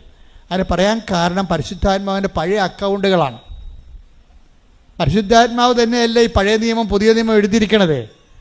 ഈ പഴയ നിയമത്തിലെ പരിശുദ്ധാത്മാവിൻ്റെ പഴയ അക്കൗണ്ടിൽ ജോബിൻ്റെ അടുത്തേക്ക് പിശാചാണ് വരണത്, ഇല്ലേ? ജോബിൻ്റെ അടുത്ത് പിശാച് വരുമ്പോൾ ദൈവം പിശാചിനോട് ചോദിക്കേണ്ട ഒരു ചോദ്യമുണ്ട്. എന്താണ്? നീ എൻ്റെ ദാസനായ ജോബിനെ കണ്ടോ? അപ്പോൾ ഉടനെ ദൈവത്തോട് പിശാച് പറയും, ദൈവം എന്താ ഉദ്ദേശിച്ചത് എനിക്ക് മനസ്സിലായി. അവൻ ഇന്ന് വരെ ദൈവത്തെ തള്ളി പറഞ്ഞിട്ടില്ല, അവൻ നീതിമാനാണെന്നല്ലേ. അതിൻ്റെ കാരണം നീ അവന് ചുറ്റും വേലി കെട്ടി വെച്ചിരിക്കണ കൊണ്ടല്ലേ? വേലി കെട്ടി വെച്ചിരിക്കണ കൊണ്ടല്ലേ? അവൻ്റെ സമ്പത്തിന് ചുറ്റും നീ വേലി കെട്ടി. അവൻ്റെ മക്കൾക്ക് ആർക്കും ഒരു കുഴപ്പമില്ല, അവൻ്റെ സമ്പത്തിന് നഷ്ടമൊന്നുമില്ല, അവൻ്റെ ആരോഗ്യത്തിന് കുഴപ്പമൊന്നുമില്ല. നീ ആ വേലി ഒന്ന് പൊളിച്ച് ജോബിൻ്റെ ശരീരത്തിൽ ഞാൻ തൊട്ട് കഴിഞ്ഞാൽ അപ്പം തന്നെ അത് കുട്ടം പിടിക്കും. അപ്പോഴവൻ നിന്നെ തള്ളിപ്പറഞ്ഞാൽ ഞാൻ കാണിക്കാം. അവൻ്റെ മക്കളെ ഞാൻ ഒന്ന് കൈകൊണ്ട് അവർ പിടത്തല്ലേ ഇടിപെട്ട് കയറ്റി മരിക്കും. അപ്പോൾ അവൻ നിന്നെ തള്ളിപ്പറഞ്ഞ് ഞാൻ കാണിക്കാം. ഇങ്ങനെ പറഞ്ഞപ്പോൾ ദൈവം പറഞ്ഞു, ശരി, ഞാൻ വേലി പൊളിക്കാൻ നിന്നെ അനുവദിച്ചിരിക്കുന്നു. അപ്പോൾ ആരാണ് ജോബിനെ പരീക്ഷിക്കാൻ വേണ്ടി അനുവദിച്ചത്? പിശാചല്ല, ദൈവമല്ലേ? അതാ സംഭവം. അപ്പോൾ ക്രിസ്തുവിൻ്റെ അടുത്തും പിശാച് വരുന്നത് ദൈവത്തിൻ്റെ ഒരു കൺസെൻറ്റോട് കൂടിയാണ്. അല്ലാതെ എൻ്റെ ഒരു സ്വകാര്യമായ ആലോചന ഇപ്പം കിട്ടിയേ പറയണം, അല്ല ഞാൻ പഠിച്ചു വെച്ച് പറയണമല്ല ഇത്. എന്ന് വെച്ചാൽ നമുക്കൊരു പ്രലോഭനം വരുമ്പോൾ അതിൻ്റെ കാരണം മുഴുവൻ നമ്മളാണെന്ന് പറയരുത്. ദൈവം തന്നെ നമ്മൾക്ക് അപ്ഗ്രേഡ് ട്രാൻസിഷനിൽ ടെംപ്റ്റേഷൻ തരും, നമുക്കൊന്ന് അപ്ഗ്രേഡ് ചെയ്യാൻ വേണ്ടി. നമ്മൾ ഈ വളർച്ചയാണല്ലോ അത് മുമ്പേ. കാര്യം ആധ്യാത്മിക ജീവിതം വളർച്ചയാണ്.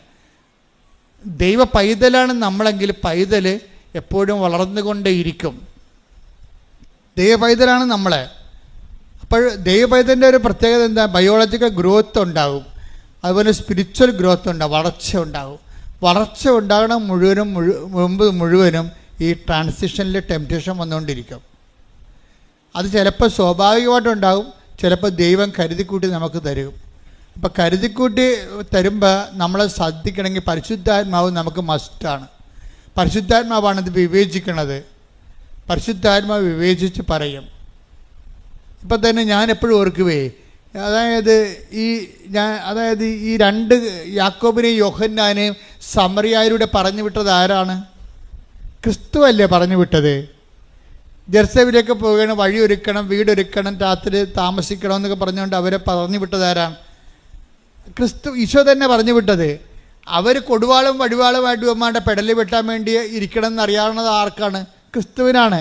അപ്പോൾ അതിൻ്റെ അർത്ഥം വടിവാളിൻ്റെ താഴേക്ക് ഇവരെ പറഞ്ഞു വിട്ടതല്ലേ ശരിക്കും പറഞ്ഞാൽ. എന്തുകൊണ്ടാണ് പറഞ്ഞു വിട്ടതിൻ്റെ കാര്യം? ഇവന്മാരിപ്പോഴും ശിഷ്യന്മാരായിട്ടില്ല.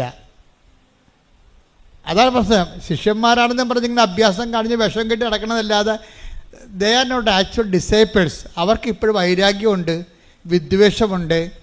എത്രയോ പ്രാവശ്യം ഈശോ പറഞ്ഞാണ്. ഇതിന് കുറച്ച് കഴിയുമ്പോൾ ഈശോ പറയും, എന്നെ അനുഗമിക്കാൻ ആഗ്രഹിക്കുന്നവൻ വടിവാളും കൊണ്ടല്ല നടക്കേണ്ടത്, മറിച്ച് കുരിശ് എടുക്കണമെന്ന് പറയും. ഇത് പറയണതിന് മുമ്പാണ് ഈശോ ആദ്യം ഈ വടിവാള് ഉപയോഗിക്കേണ്ട സാഹചര്യം സിറ്റുവേഷൻസ് ക്രിയേറ്റ് ചെയ്യും.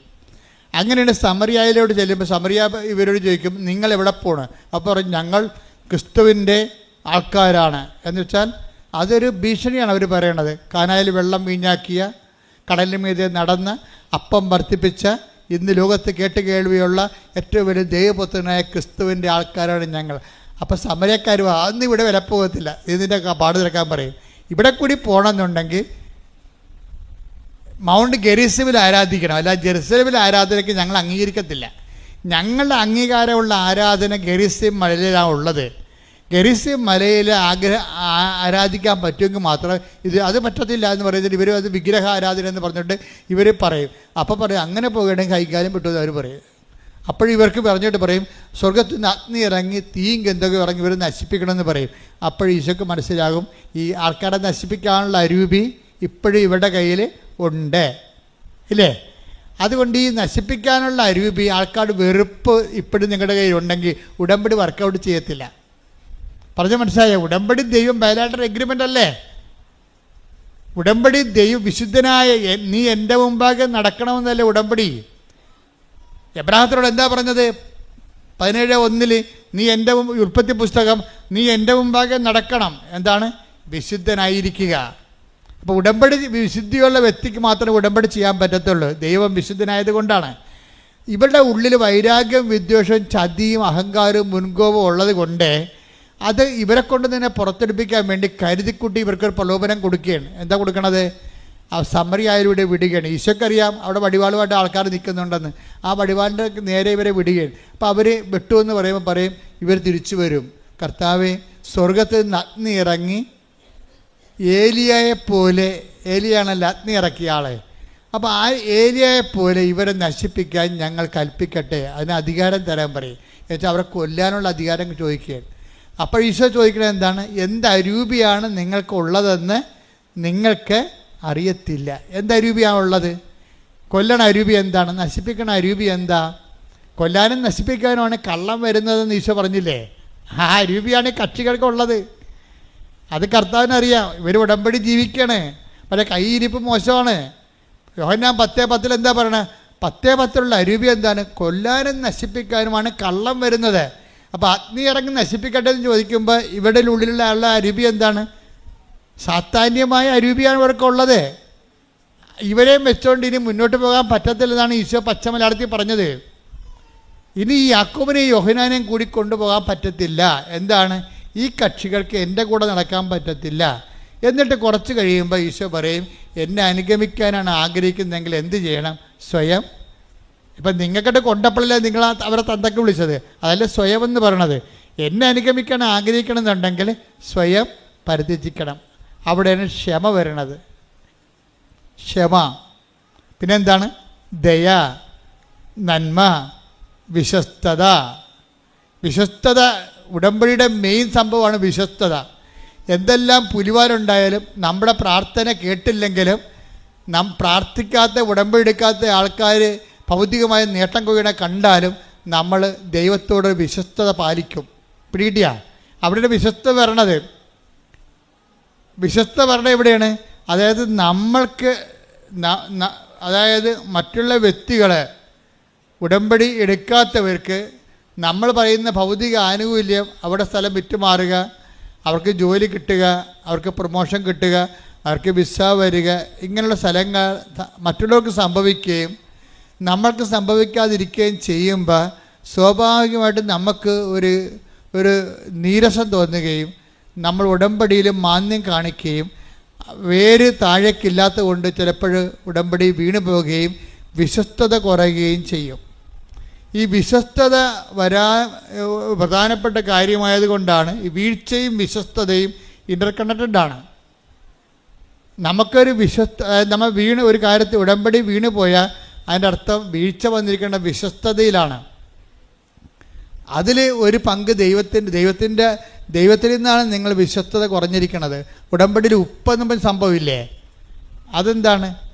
സോൾട്ട് ഓഫ് ദി കവനൻ്റ് എന്നാണ് വിളിക്കുന്നത്. ടേക്ക് ദ ബെഡഫോർഡ് 18:19. സംഖ്യ 18:19.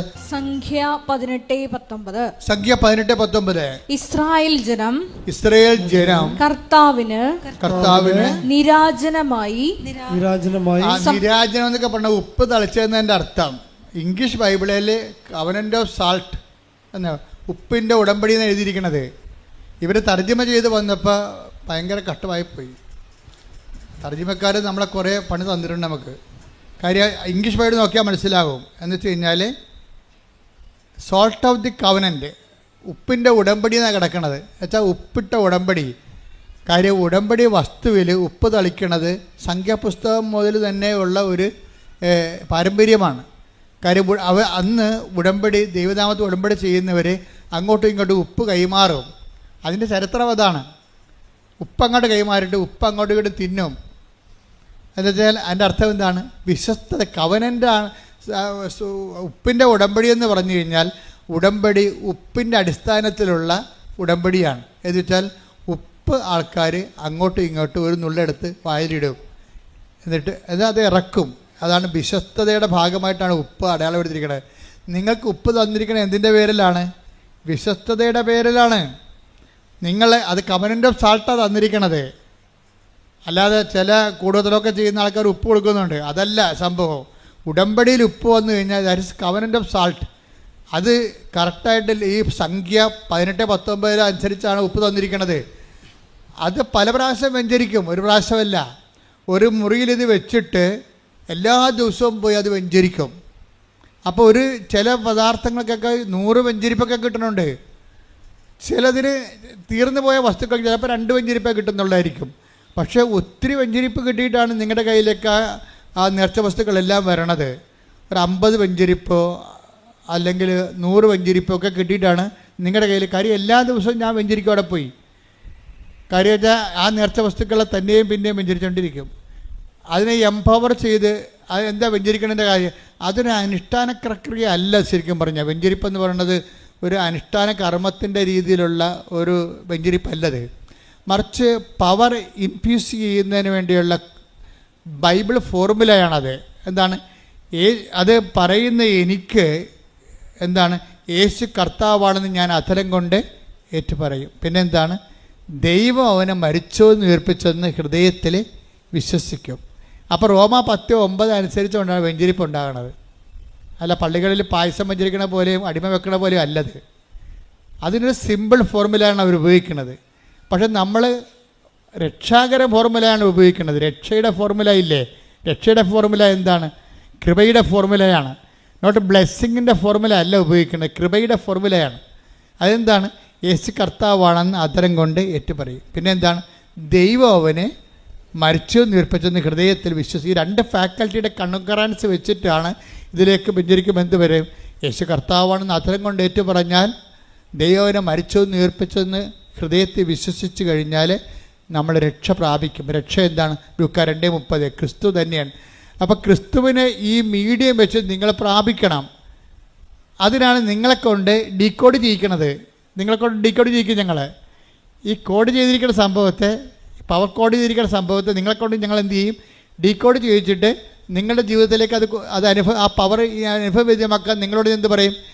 യേശു കർത്താവാണെന്ന് അധരം കൊണ്ട് ഏറ്റു പറയുന്നതിന് പകരം ഞങ്ങൾ നിങ്ങളോട് പറയണത് വിശ്വാസപ്രമാണം ചെല്ലാനാണ് പറയണത്. പിടിയിട്ടില്ലേ? അപ്പോൾ ബുദ്ധിബോധമുള്ളവൻ വിശ്വാസപ്രമാണം മുട്ടെന്ന് കൈ വിരിച്ചു പിടിച്ച് ചെല്ലും.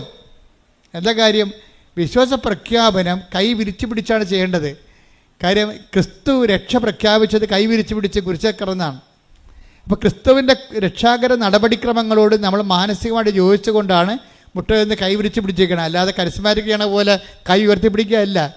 അത് തിരുവുദ്ധാനത്തിൻ്റെതാണ്. പരിഹാരം ചെയ്തത് കൈ വിരിച്ചു പിടിച്ചാണ്. രണ്ടിനും ഭയങ്കര വ്യത്യാസമാണ്. അപ്പം അതുകൊണ്ട് തന്നെ ചെയ്യണ കാര്യങ്ങൾ അതിൻ്റെ കൾട്ടനുസരിച്ച് തന്നെ ചെയ്യണം. അതിനൊരു പ്രത്യേകമായിട്ടുള്ള കൾട്ടുണ്ട്. പക്ഷേ ഇതിൻ്റെ എല്ലാം വേണ്ടത് വിശ്വാസവും ദൈവസ്നേഹവുമാണ് വേണ്ടത്. ഇതെല്ലാം ചെയ്യുമ്പോൾ ഇപ്പം നിങ്ങളുടെ ഉപ്പ് നിങ്ങൾ എടുക്കുമ്പോൾ എന്നെ വെക്കണം, ഞാൻ വിശ്വസ്തത പാലിച്ചിട്ടുണ്ട്. അല്ലാതെ കൃപാസനം കിട്ടിയതാണ് എന്ന് പറഞ്ഞുകൊണ്ട് ഉപ്പ് കൊണ്ടുപോയി വല്ലവൻ്റെ വീട്ടിൽ കൊടുക്കും. പല്ല് ചാക്കാത്തവൻ്റെ വീട്ടിൽ കൂടെ ഉപ്പ് കൊടുക്കും. അവൻ ജനിച്ചിട്ട് പള്ളിക്കാർ കാണത്തില്ല. നിങ്ങൾക്ക് ബന്ധുക്കളായിരിക്കാം സാഹചര്യം. പക്ഷേ ഞാൻ എപ്പോഴും പറയും, ഉടമ്പടിയിലുള്ള ആളാണത് ആക്ടിവേറ്റ് ചെയ്യേണ്ടത്. വായി നോക്കിക്കണം വല്ല എന്തെങ്കിലും വിചാരിക്കണമെ കൊണ്ട് ചെയ്യാൻ പറ്റത്തില്ല. അത് ചിലപ്പോൾ നിങ്ങളുടെ ആൾക്കാരായിരിക്കും. പക്ഷേ അറിഞ്ഞിരിക്കുക ദൈവത്തിൻ്റെ ആൾക്കാരാകണ്ടേ? നിങ്ങളുടെ ആൾക്കാരായിരിക്കണം കൊണ്ട് വല്ല കാര്യമുണ്ടാ? ദൈവത്തിൻ്റെ ആൾക്കാരായിരിക്കണം. അതുകൊണ്ടാണ് രോഗികൾക്കാണ് നിങ്ങളുടെ ഉടമ്പടി തൈര് നിങ്ങൾ നിന്ന് തേച്ച് കൊടുക്കണമെന്ന് പറഞ്ഞതിൻ്റെ കാര്യം. കാര്യം നിങ്ങളല്ല ഉടമ്പടിയിലുള്ളത്. പക്ഷേ ഉടമ്പടി നിങ്ങൾ തേച്ചാലും ചില സമയത്ത് ഏക്കത്തില്ല. അതിൻ്റെ കാരണം എന്ന് വെച്ച് കഴിഞ്ഞാൽ നിങ്ങൾ ഉടമ്പടി അല്ലാത്തത് കൊണ്ടാണ്. നിങ്ങൾ ഓർത്തിരിക്കണം, ഉടമ്പടി കൊണ്ടുവന്ന് ഏതാണ്ട് സംഭവം എഴുതി കെട്ടിത്താത്തണ ഉടമ്പടി എന്നും പറഞ്ഞുള്ള ചില വിഡ്ഢിവേഷക്കാരില്ലേ, അവർ ചെയ്താൽ ഇത് വർക്കൗട്ട് ചെയ്യത്തില്ല. ഇത് വർക്കൗട്ട് ചെയ്യണമെങ്കിൽ ഇതെന്താണ്?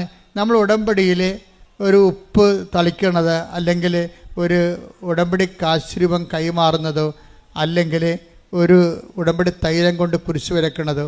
ഇപ്പോൾ കഴിഞ്ഞ ദിവസങ്ങളിൽ ഒരു സാക്ഷ്യം ഉണ്ടായി. സാക്ഷി ആരാ പറഞ്ഞു? ഒന്ന് ശ്രദ്ധിച്ച മക്കളെ. യേശുവേ സ്തോത്രം.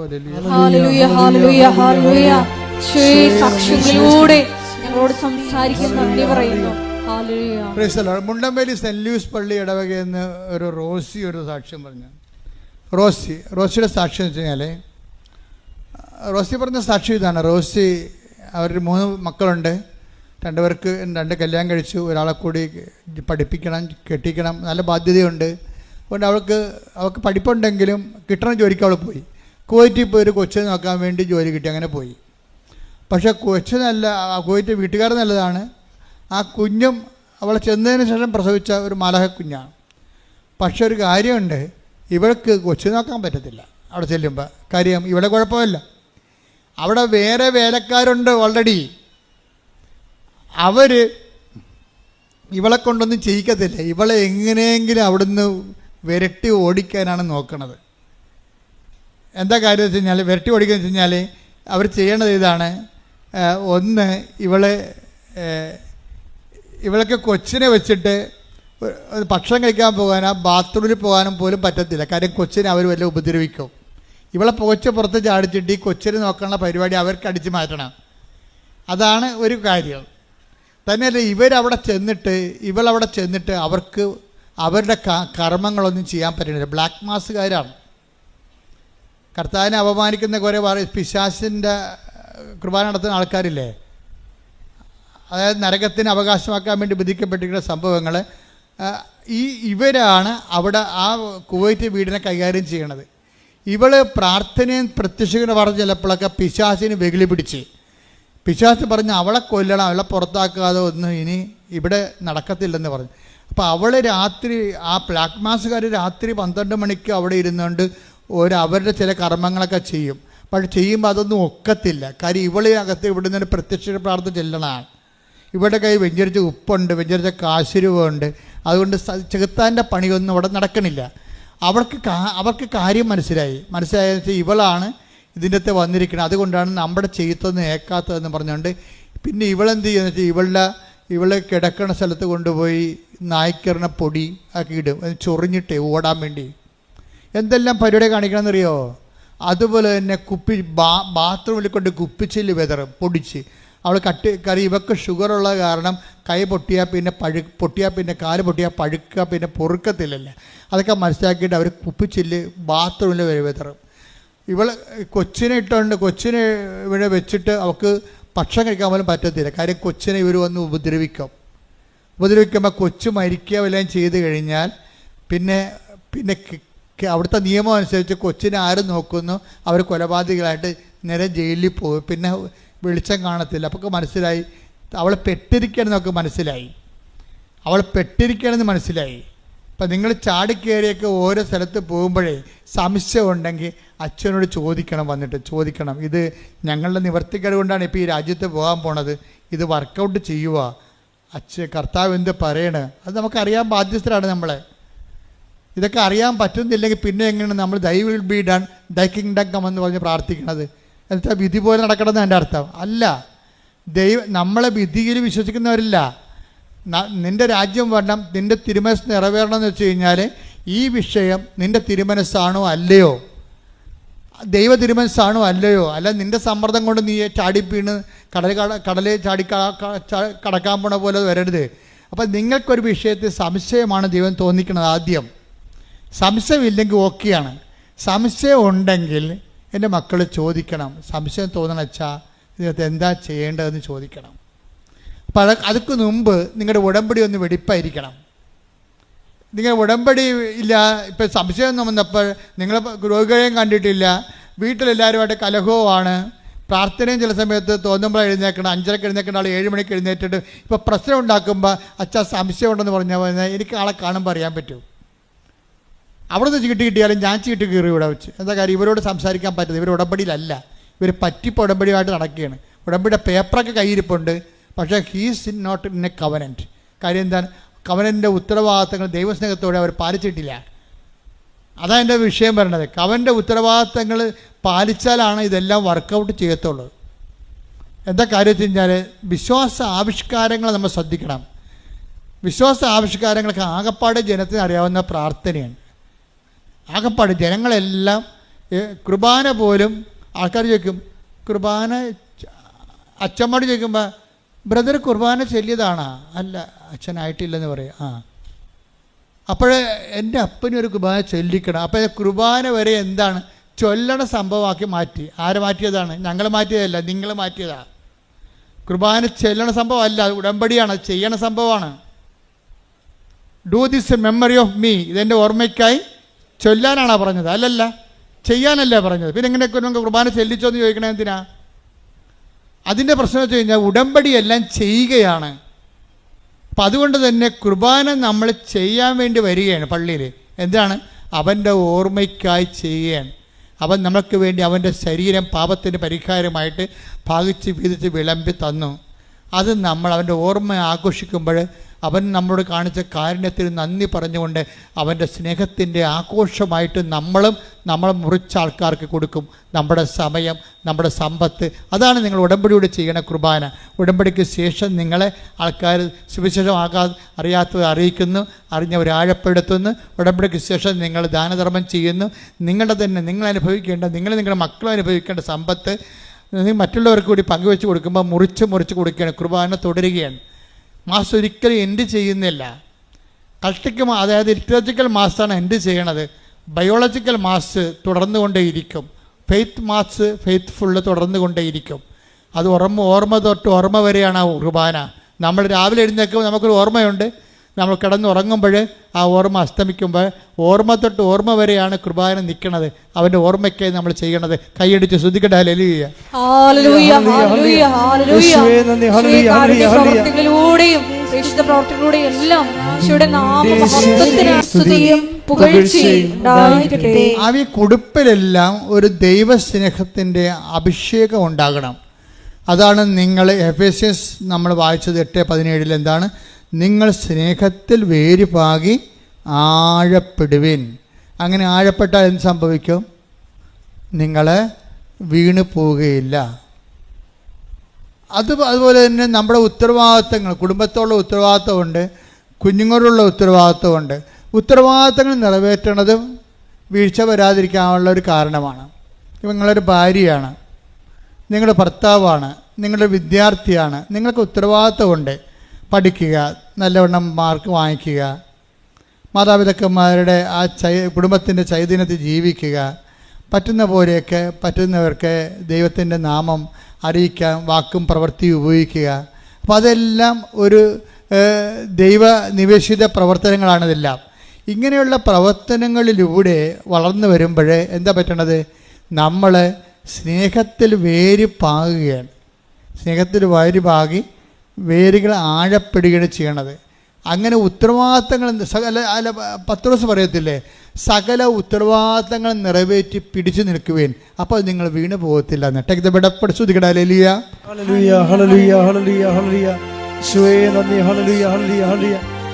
ആരാധന ആരാധന ആരാധന. യേശുവേ മഹത്വം മഹത്വം മഹത്വം മഹത്വം. ഹല്ലേലൂയ ഹല്ലേലൂയ ഹല്ലേലൂയ. 1:10 ആകയാൽ സഹോദരരെ നിങ്ങളുടെ വിളിയും തിരഞ്ഞെടുപ്പും ഉറപ്പിക്കുന്നതിൽ കൂടുതൽ ഉത്സാഹമുള്ളവരായിരിക്കുവിൻ. ഇങ്ങനെ ചെയ്താൽ ഒരിക്കലും നിങ്ങൾ വീണു പോവുകയില്ല. അതായത് വിളിയും നമുക്ക് വിളിയുണ്ട്. നമ്മൾ വിശ്വാസത്തിലേക്ക് ഉടമ്പടി വഴി നിങ്ങൾ വിശ്വാസത്തിലേക്ക് വിളിക്കപ്പെട്ടിരിക്കുകയാണ്. ഇനി ഒരു തിരഞ്ഞെടുപ്പുണ്ട്. ഉടമ്പടി ഒരു തിരഞ്ഞെടുപ്പാണ്. കർത്താവുമായിട്ട് ഉടമ്പടി ജീവിതം നമ്മുടെ ഒരു തിരഞ്ഞെടുപ്പായിട്ടാണ് വരണത്. ഈ ഉടമ്പടിയുടെ തിരഞ്ഞെടുപ്പിൽ വിശ്വസ്തത കാണിച്ചുകൊണ്ട് നമ്മൾ പിടിച്ചു നിന്നാൽ എന്ത് പറ്റും? നമ്മൾ വീണ് പോകത്തില്ല. പ്രാർത്ഥിക്കുക. കർത്താവായ ദൈവമേ, ഉടമ്പടിയെ ഒരു ദൈവവിളിയായി മനസ്സിലാക്കി ഒരു തിരഞ്ഞെടുപ്പായി മനസ്സിലാക്കി അനുഷ്ഠിച്ചുകൊണ്ട് അതനുസരിച്ച് ജീവിച്ചുകൊണ്ട് വീണു പോകാതിരിക്കാൻ എന്നെ പ്രത്യേകമായി അഭിഷേകം ചെയ്യണമേ. അപ്പൊ വീണു പോകാതിരിക്കാൻ എന്താ സംഭവിച്ചാല്, വീണു പോകാനുള്ള സാഹചര്യങ്ങളൊക്കെ ഉണ്ടാവും. പക്ഷെ വീണു പോകാത്തൊരാളിൻ്റെ പേരിലാണ്, മധ്യസ്ഥത്തിലാണ് ഈ ഉടമ്പടി ചെയ്തിരിക്കുന്നത്. മനസ്സിലായില്ലേ?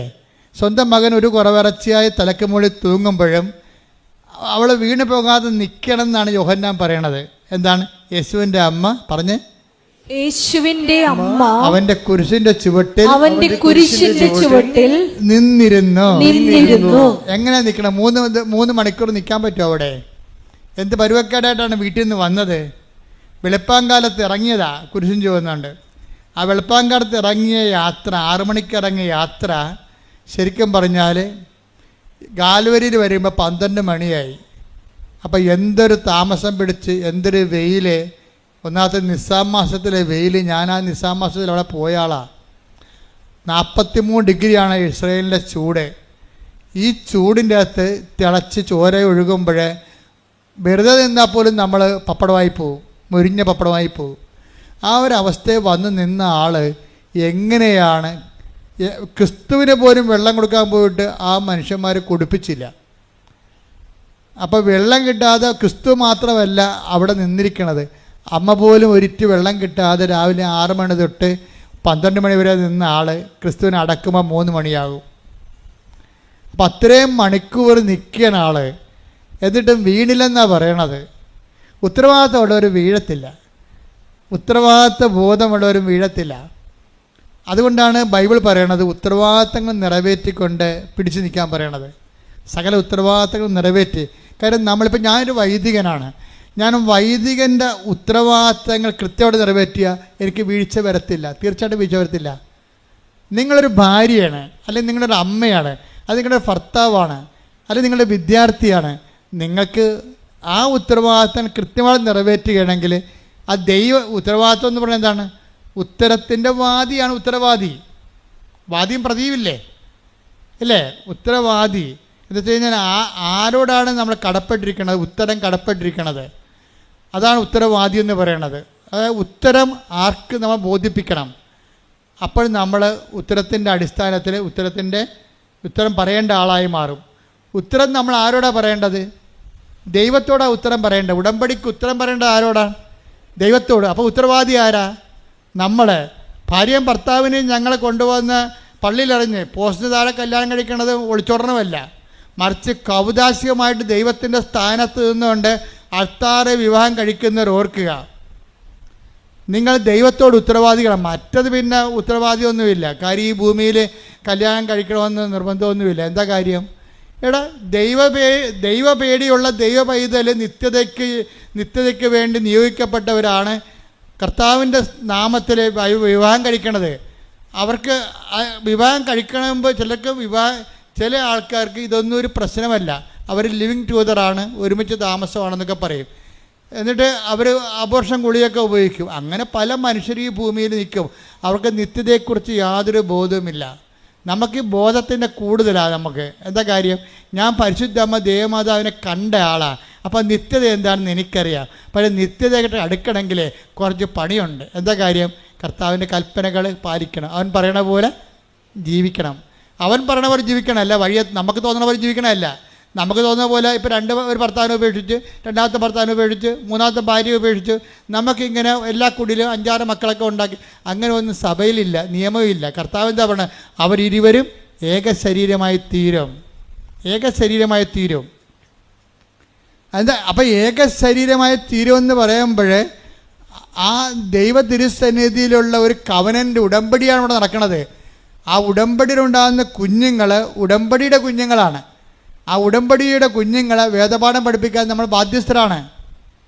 എന്താ കാര്യം? നമ്മൾ പറഞ്ഞിട്ടുണ്ട് കർത്താവിനോട്, വിവാഹത്തിലുണ്ടാകുന്ന കുഞ്ഞുങ്ങളെ പുണ്യപൂർണ്ണമായി വളർത്തിക്കൊള്ളാവുന്ന. അപ്പം ചില ഭർത്താക്കന്മാർ വന്നിട്ട്, ചില ഭാര്യമാർ വന്നിട്ടും പറഞ്ഞു, എൻ്റെ അച്ഛാ ഇയാളൊന്ന് കുമ്പസാരിപ്പിക്ക്. ഇയാൾ എന്നോട് പറഞ്ഞത് കല്യാണത്തിന് പോലും കുമ്പസാരിച്ചിട്ടില്ല എന്നുള്ളതാണ്. കല്യാണത്തിന് പോലും കുമ്പസാരിക്കാത്ത കടവാമ്പോത്തിൻ്റെ കൂടെയാണ് നീ ജീവിക്കണത്. എൻ്റെ മകളെ, നീ കുറച്ച് വേർക്കേണ്ടി വരും. കാരണം കഴിഞ്ഞ ദിവസം ഞാനൊരു കടവാമ്പോത്തിനെ കണ്ട്. ഞാൻ എറണാകുളത്ത് നിൽക്കുകയായിരുന്നു, ഞാനും നമ്മുടെ ഡ്രൈവർ മനോജും കൂടി. ഇപ്പം ഞങ്ങൾക്കൊരു ബുക്ക് സ്റ്റോള് ഒരു പുതിയ ബുക്ക് വന്നിട്ടുണ്ട്, അത് മേടിക്കണം. പക്ഷേ ഞങ്ങൾ ചെന്നപ്പോഴുണ്ട് ആ ബുക്ക് സ്റ്റോൾ അവിടെ ഇല്ല. എവിടെയാണെന്ന് അറിയാനും പാടില്ല. ഞങ്ങൾ ഊഹം വെച്ച സ്ഥലത്ത് ചെന്നപ്പോൾ അവിടെ ചെന്നപ്പോൾ ഓട്ടോ റിക്ഷ സ്റ്റാൻഡിലാണ്. അവിടെ ചെന്നപ്പോൾ ഞങ്ങൾ ഡ്രൈവർ ചോദിച്ചു, ഇന്ന ബുക്ക് സ്റ്റോൾ എവിടെയാണെന്ന് ചോദിച്ചു. ബുക്ക് സ്റ്റോളാ? അവിടെ നിന്നൊരു കണക്കിന് തടി കൂരിക്കൊണ്ട് പോകുന്നു. കുറച്ച് കഴിഞ്ഞപ്പോൾ മനോജ് പറയണം, അയാളുടെ കഴുത്തെ ഉടമ്പടി കാശും കിടപ്പുണ്ടായിരുന്നു. അപ്പോഴാണ് എനിക്ക് മനസ്സിലായത് പെണ്ണുമ്പിള്ള പറ്റിച്ച പണിയാണെന്ന്. ഉടമ്പടിയിലെ നേർച്ച വസ്തുക്കളെല്ലാം പ്രയോഗവിധികളിലാണ് അടയാളപ്പെടുത്തിയിരിക്കുന്നത്. ഇപ്പോൾ അതിൻ്റെ അകത്ത് പ്രാർത്ഥനയുണ്ട്, നമ്മൾ പ്രാർത്ഥിക്കുന്ന പ്രാർത്ഥനകളുണ്ട്. പിന്നെ എന്താണ്? പ്രഖ്യാപനമുണ്ട്. നമ്മൾ പത്രം കൊടുക്കത്തില്ലേ, അതെന്താണ്? പ്രഖ്യാപനമാണ്. നിങ്ങളിപ്പോൾ 18 പത്രമേ മേടിക്കുന്നുള്ളൂ. അമേരിക്കക്കാർ എന്നോട് ചോദിച്ചിരിക്കുന്നത്, ഇപ്പോൾ അടുത്ത ധ്യാനം ചിക്കാഗോയിൽ നടത്താൻ പോണ ധ്യാനത്തിന് അവരെന്നോട് പറഞ്ഞിരിക്കുന്നത്, നിങ്ങൾ അതിൻ്റെ എന്താണ് PDF അയച്ചതാണ്, ഞങ്ങളിവിടെ പ്രിൻ്റ് ചെയ്ത് വിതരണം ചെയ്തോളാമെന്ന്. കഴിഞ്ഞ ധ്യാനത്തിന് അവരാണ്ട് 10,000 20,000 പത്രം മേടിച്ച് വിതരണം ചെയ്ത്, പത്രം അവിടെ തന്നെ അടിച്ച് വിതരണം ചെയ്ത്. അപ്പം അവിടെ നിന്ന് ആൾക്കാർ അവിടെ കൊടുക്കണത്, ആൾക്കാർ എന്ത് ഭക്തിയോടാണ്. അവിടെ ഇംഗ്ലീഷ് പത്രമാണ് കൃപാസനത്തിൻ്റെത്. ഇപ്പം അടുത്ത ധ്യാനത്തിന് അവർ കൊടുക്കുന്നുണ്ട്. വേറെയും ഗ്രൂപ്പുകൾ പത്രം PDF ചോദിച്ചിട്ടുണ്ട്. വിദേശ രാജ്യങ്ങളിൽ PDF പത്രം ചോദിച്ചാൽ ഞങ്ങൾ PDF അയച്ചു കൊടുക്കും. എന്താ കാരണം വെച്ച് കഴിഞ്ഞാൽ നമ്മളെ സംബന്ധിച്ചിടത്തോളം മാതാവിൻ്റെ പ്രത്യക്ഷീകരണത്തിൻ്റെ സന്ദേശമാണത്. ആ മാതാവിൻ്റെ പ്രത്യക്ഷീകരണ സന്ദേശം അവർക്ക് അടിച്ചു കൊടുക്കാൻ പറ്റുന്നുണ്ടെങ്കിൽ സന്ദേശം കൈമാറണം. എന്താ കാര്യം?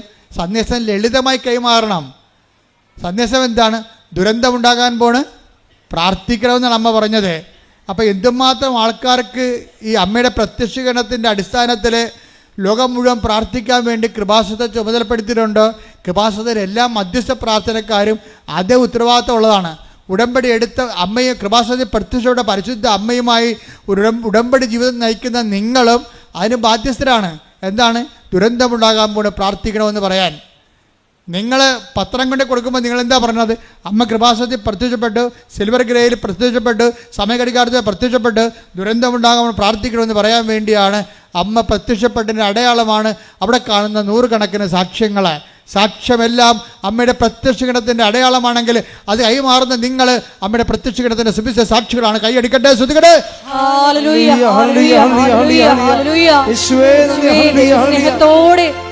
പ്രവർത്തനങ്ങൾ ചെയ്യുവാൻ ഞങ്ങളെ തിരഞ്ഞെടുത്ത് അഭിഷേകം ചെയ്യണം. സ്തുതിയും പുകഴ്ചയും ഉണ്ടായിരിക്കട്ടെ. കർത്താവ് ഇന്ന് നൽകിയ വെളിപാടിൻ്റെ താഴേക്ക് വായിക്കുമ്പോൾ ഇപ്പം നമ്മൾ പറഞ്ഞുകൊണ്ടിരിക്കുന്ന പ്രയോഗത്തെക്കുറിച്ചാണ്. പ്രയോഗത്തിന് മുമ്പ് ഈ പ്രയോഗം ഫലിക്കണം. ഈ ഉപ്പ് ഒരു പ്രയോഗമാണ്, ഉടമ്പടി കാശ്ചര്യവും ഒരു പ്രയോഗമാണ്. വിശ്വാസത്തിൻ്റെ ആവിഷ്കാരങ്ങളിൽ 1 പ്രാർത്ഥന, 2 പ്രഖ്യാപനം. പത്രം കൊടുക്കണത് എന്താണ്? പ്രഖ്യാപനമാണത്, അമ്മയുടെ പ്രത്യക്ഷീകരണത്തിൻ്റെ പ്രഖ്യാപനമാണ്. 3 എന്താണ്? പ്രയോഗമാണ്. ഈ പ്രയോഗത്തിലാണ് നമ്മൾ ഉടമ്പടി കാശ്ചര്യം ഉള്ളത്. പിന്നെന്തുണ്ട്? ഉപ്പുണ്ട്. പിന്നെന്തുണ്ട്? ഉടമ്പടി തൈലമുണ്ട്. ഇതെല്ലാം പ്രയോഗത്തിലുള്ളതാണ്. ഇപ്പോൾ തന്നെ ആ ബ്ലാക്ക് മാസിൽ പെട്ടിരിക്കുന്ന സ്ത്രീയില്ലേ, ഇവരെ ഈ റോസിനെ പുറത്താക്കാൻ വേണ്ടി എന്ത് ചെയ്യുന്നറിയാവോ? റോസി ഇല്ലാഞ്ഞ ഒരു സമയം കിട്ടിയപ്പോഴേ ആ പൊടിക്കുഞ്ഞ് മാലാഹക്കുഞ്ഞിൻ്റെ നെഞ്ചത്ത് കൊണ്ടുവന്ന് കൈ അമർത്തിക്കൊണ്ട് അതിനെ കൊല്ലാൻ വേണ്ടി കൈ അമർത്തി പിടിച്ചത്. പെട്ടെന്നാണ് കൊച്ചിൻ്റെ ഞരക്കം കേട്ട് ഇവൾ ഓടി വന്നത്. ഓടി വന്നതോടുകൂടി കൊച്ചു മരിക്കണ കണ്ടീഷനായി. അപ്പോൾ ഇവൾ ഓടിക്കളഞ്ഞ് അവിടെ ഇത് ചെയ്തിരുന്ന ആൾ കൊച്ചിനെ കൊല്ലാൻ നോക്കിയതാണ്. നോക്കിയേ എന്ത് കുരിശാണെന്ന് നോക്കിയേ.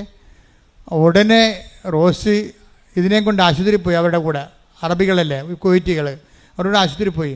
ആശുപത്രി പോയപ്പോൾ തന്നെ ഈ കൊച്ചിൻ്റെ ഈ മരണവിപ്രാളത്തിൽ കിടന്ന കൊച്ചല്ലേ, കൊച്ചിന് ഇവളെ തന്നെ ഇപ്പം ഇവർ നോട്ടവിട്ടു. മറ്റവളെ കണ്ടില്ലല്ല, ഇവളെ നോട്ടവിട്ടാ കുവൈറ്റുകൾ. കാര്യം ഇവളാണല്ലോ കൊച്ചിനിങ്ങനെ ശ്രദ്ധിക്കാതെ ഇവിടെ ഇല്ലാഞ്ഞല്ല ഇവിടെ. അതോടുകൂടി കൊച്ചിന് നീർക്കെട്ടലായി, പതിരക്ക് നീര് വന്ന് ആശുപത്രി കിടന്ന്. അപ്പോൾ കൊച്ചിന് എന്തെങ്കിലും സംഭവിച്ചാൽ റോസിനെ അവർ ജയിലിലാക്കും. അപ്പോൾ റോസി എന്നാ ചെയ്യുന്നറിയാവോ? റോസി ഈ അറബിയും അവിടുത്തെ ഡോക്ടറും മാറിയപ്പോഴും ആശുപത്രി ചെന്നിട്ട് വിശ്വാസപ്രമാണം ചൊല്ലി ഉടമ്പടി തൈലമെടുത്ത് ഈ മരിക്കാൻ പോണ കൊച്ചിൻ്റെ നെഞ്ചിൽ കുരിശിട്ട്. അതാണ് പ്രയോഗം എന്ന് പറഞ്ഞാൽ. അതാണ് പിറ്റേ ദിവസം കൊച്ചിനെ ഡിസ്ചാർജ് ചെയ്ത്. അതാണ് പ്രയോഗം. ഈ പ്രയോഗം എന്ന് പറയാൻ കാരണം എന്തുകൊണ്ടാണ് ഈ പ്രയോഗം പെട്ടെന്ന് ഏറ്റത്? റോസിക്ക് എന്ത് പ്രശ്നം ഉണ്ടായാലും ഇപ്പോൾ ബ്ലാക്ക് മാസുകാരുടെ അകത്ത് കിടക്കുകയല്ലേ, ഇവളെ കൊല്ലാൻ വേണ്ടി അവർ നോക്കുകയാണ്, ചടിക്കാൻ വേണ്ടി. അപ്പോൾ ഇവൾക്ക് പ്രത്യക്ഷീണ പ്രാർത്ഥനയാണ് ആകപ്പാടെ പിടിവള്ളി. ഇവൾ രാത്രി അവരുടെ ഈ ബ്ലാക്ക് മാസുകാരുടെ അപ്പുറത്ത് ഇവരുടെ ജോലി, അവരുടെ കുളിസിത പ്രവർത്തനങ്ങൾ ചെയ്യുമ്പോൾ ഇവൾ ഇവിടെ ഇരുന്നുകൊണ്ട് പ്രത്യക്ഷീണ പ്രാർത്ഥന ചെല്ലും. അപ്പോൾ ഈ സാധനം ഒന്നും അവിടെ പരിക്കത്തില്ല. അതുകൊണ്ടാണ് ഇവർ തമ്മിൽ ഫൈറ്റിംഗ് വരണത്. അതാണ് ഇവളെ ചാടിക്കാൻ വേണ്ടി പണിയെല്ലാം ചെയ്യണത്. അവസാനം ബാത്റൂമിൽ കുപ്പിച്ചല്ലേ, കിടക്കാൻ പറ്റണില്ല. അവിടെ നായ്ക്കെണ്ണ പൊടിയും ബ്ലീച്ചിങ് പൗഡറൊക്കെ ഇടും. അങ്ങനെ ഈ കൊച്ചിനെ ഉപദ്രവിക്കും. അങ്ങനെ അവസാനം അമ്മ അവളോട് പറഞ്ഞു, നീ ഇവിടുന്ന് പോവുകയാണ് നിനക്ക് നല്ലതെന്ന് പറയാൻ. സ്വസ്ഥമായിട്ട് നിനക്ക് ബാത്റൂമിൽ പോകാൻ പറ്റണില്ല, ഭക്ഷണം കഴിക്കാൻ പറ്റണില്ല, ഉറങ്ങാൻ പറ്റണില്ല.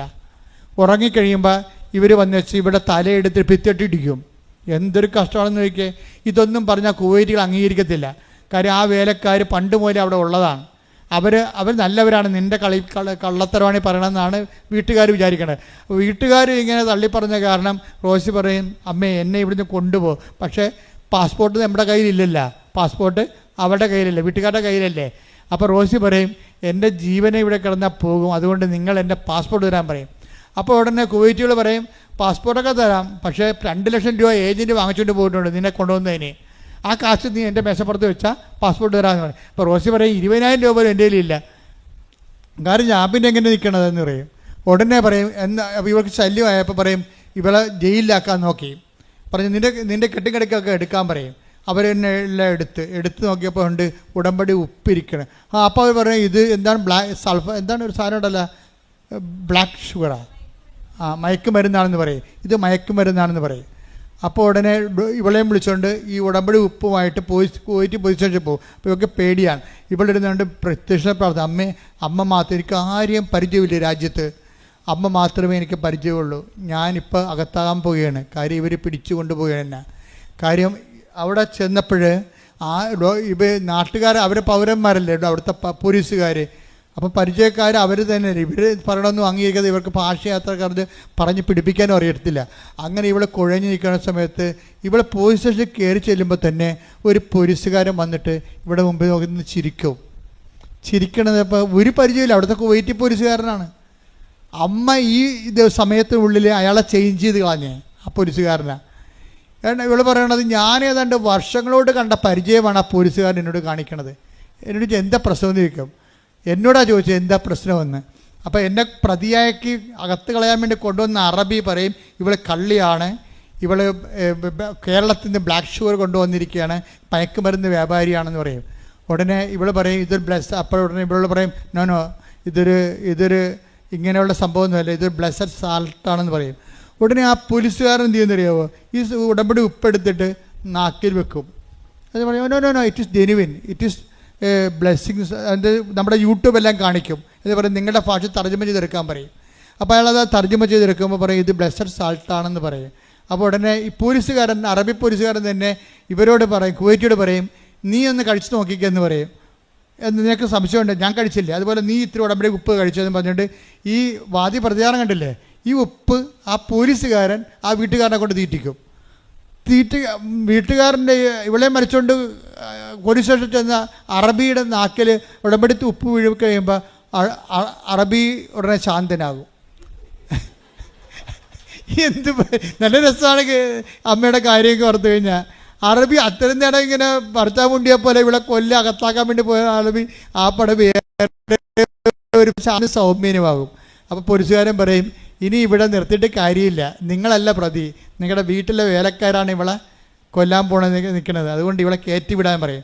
ഉടനെ കയറ്റിവിടാൻ പറയുമ്പോൾ ഇവളുടെ കയ്യിൽ പൈസ ഒന്നുമില്ല, 25 രൂപ വേണം, 25,000 രൂപ നിങ്ങൾ തന്നെ കൊടുക്കാൻ പറയും. അപ്പോൾ ഈ അറബി ഭയങ്കര തുപ്പൽ കുടിയനാണ്, പിശുക്കനാണ്, വിടത്തില്ല. അപ്പോൾ അയാളുടെ ലക്ഷണം മാറും. 5 പൈസ കൊടുക്കത്തില്ലേ ഇവളെ പറഞ്ഞ് ഒത്തിരി കാശ് ഞങ്ങൾ ഏജൻറ്റും കൊടുത്തിട്ടുണ്ട്, ഇവർക്ക് ശമ്പളം കൊടുത്തിട്ടുണ്ട്, ഇത് ഞങ്ങൾ എന്ത് കൊടുക്കണമെന്നാണ് പറയുന്നത്. ഇവിടെ ടേംസ് ആൻഡ് കണ്ടീഷൻസ് കഴിഞ്ഞിട്ടില്ല, ഇവിടെ കാലാവധി പൂർത്തിയാക്കണമെങ്കിൽ പോയി കഴിഞ്ഞാൽ ആ കാശ് ഞാൻ കൊടുക്കത്തില്ലെന്ന് പറയും. അപ്പോൾ പോലീസുകാരൻ ലക്ഷണം മാറും.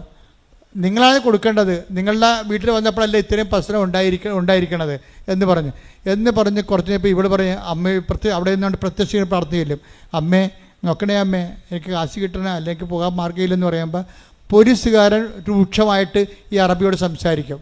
ഇപ്പോൾ ഒരു ഫ്ലൈറ്റ് ഉണ്ട് കുവൈറ്റിൽ നിന്ന് ഇന്ത്യയിലേക്ക്, ഇപ്പം തന്നെ അവളെ കയറ്റി 1 മണിക്കൂറുണ്ട്, ഇപ്പം തന്നെ ഓൺലൈൻ ടിക്കറ്റ് എടുത്ത് കൊടുത്തേ അല്ലെങ്കിൽ വിഷം മാറും, അല്ലെങ്കിൽ കേസ് മാറും, നിയമം മാറും എന്നൊക്കെ പറയുമ്പോൾ ഉടനെ അറബി വീഴും. ഉടനെ തന്നെ ആ കിട്ടിയ സമയത്ത് തന്നെ ടിക്കറ്റ് എടുത്ത് കൊടുത്ത് അവളെ ഇങ്ങോട്ട് പാക്ക് ചെയ്യും. അതെന്ന് വെച്ച് കഴിഞ്ഞാൽ ഇന്ത്യയിലേക്ക് പോരും. എന്ത് രസകരമാണ് ഈ സാക്ഷ്യത്തിൻ്റെ പോക്ക്. എന്തുകൊണ്ടാണ് ഇത്രയും കൃത്യമായിട്ട് ഈ ഉടമ്പടിയുടെ ഉപ്പ് covenant of salt of the covenant എന്തുകൊണ്ടാണ് ഇത്രയും വിജയിക്കണത്? ഏത് പാരാത്രി ആണെങ്കിലും ഉടമ്പടി തന്നെയാണ് അവൾ ജീവിക്കണത്. അതാണ് വിഷയം. ഉടമ്പടി തന്നെയാണ് ജീവിക്കുന്നത്. നമ്മളുടെ ഉടമ്പടിയുടെ എല്ലാം വരുമ്പോൾ നമ്മൾ ഉപയോഗിക്കുന്ന വസ്തുക്കളെ നമ്മൾക്ക് അത് തന്നെ നമുക്ക് അതിൻ്റെ പവർ റിലീസ് ചെയ്ത് നമുക്ക് കിട്ടണമെന്നുണ്ടെങ്കിൽ നമ്മൾ അതിനോട് വിശ്വസ്തത പാലിക്കണം. ഉടമ്പടിയിലെ തൈലത്തിനും അപ്പോൾ ഞാൻ പണ്ട് പറയുമായിരുന്നു, എന്നിട്ട് ഒരു ചാനലുകാരൻ നമുക്ക് നെഗറ്റീവായിട്ട് സാധനം ഇട്ടിട്ടുണ്ട്.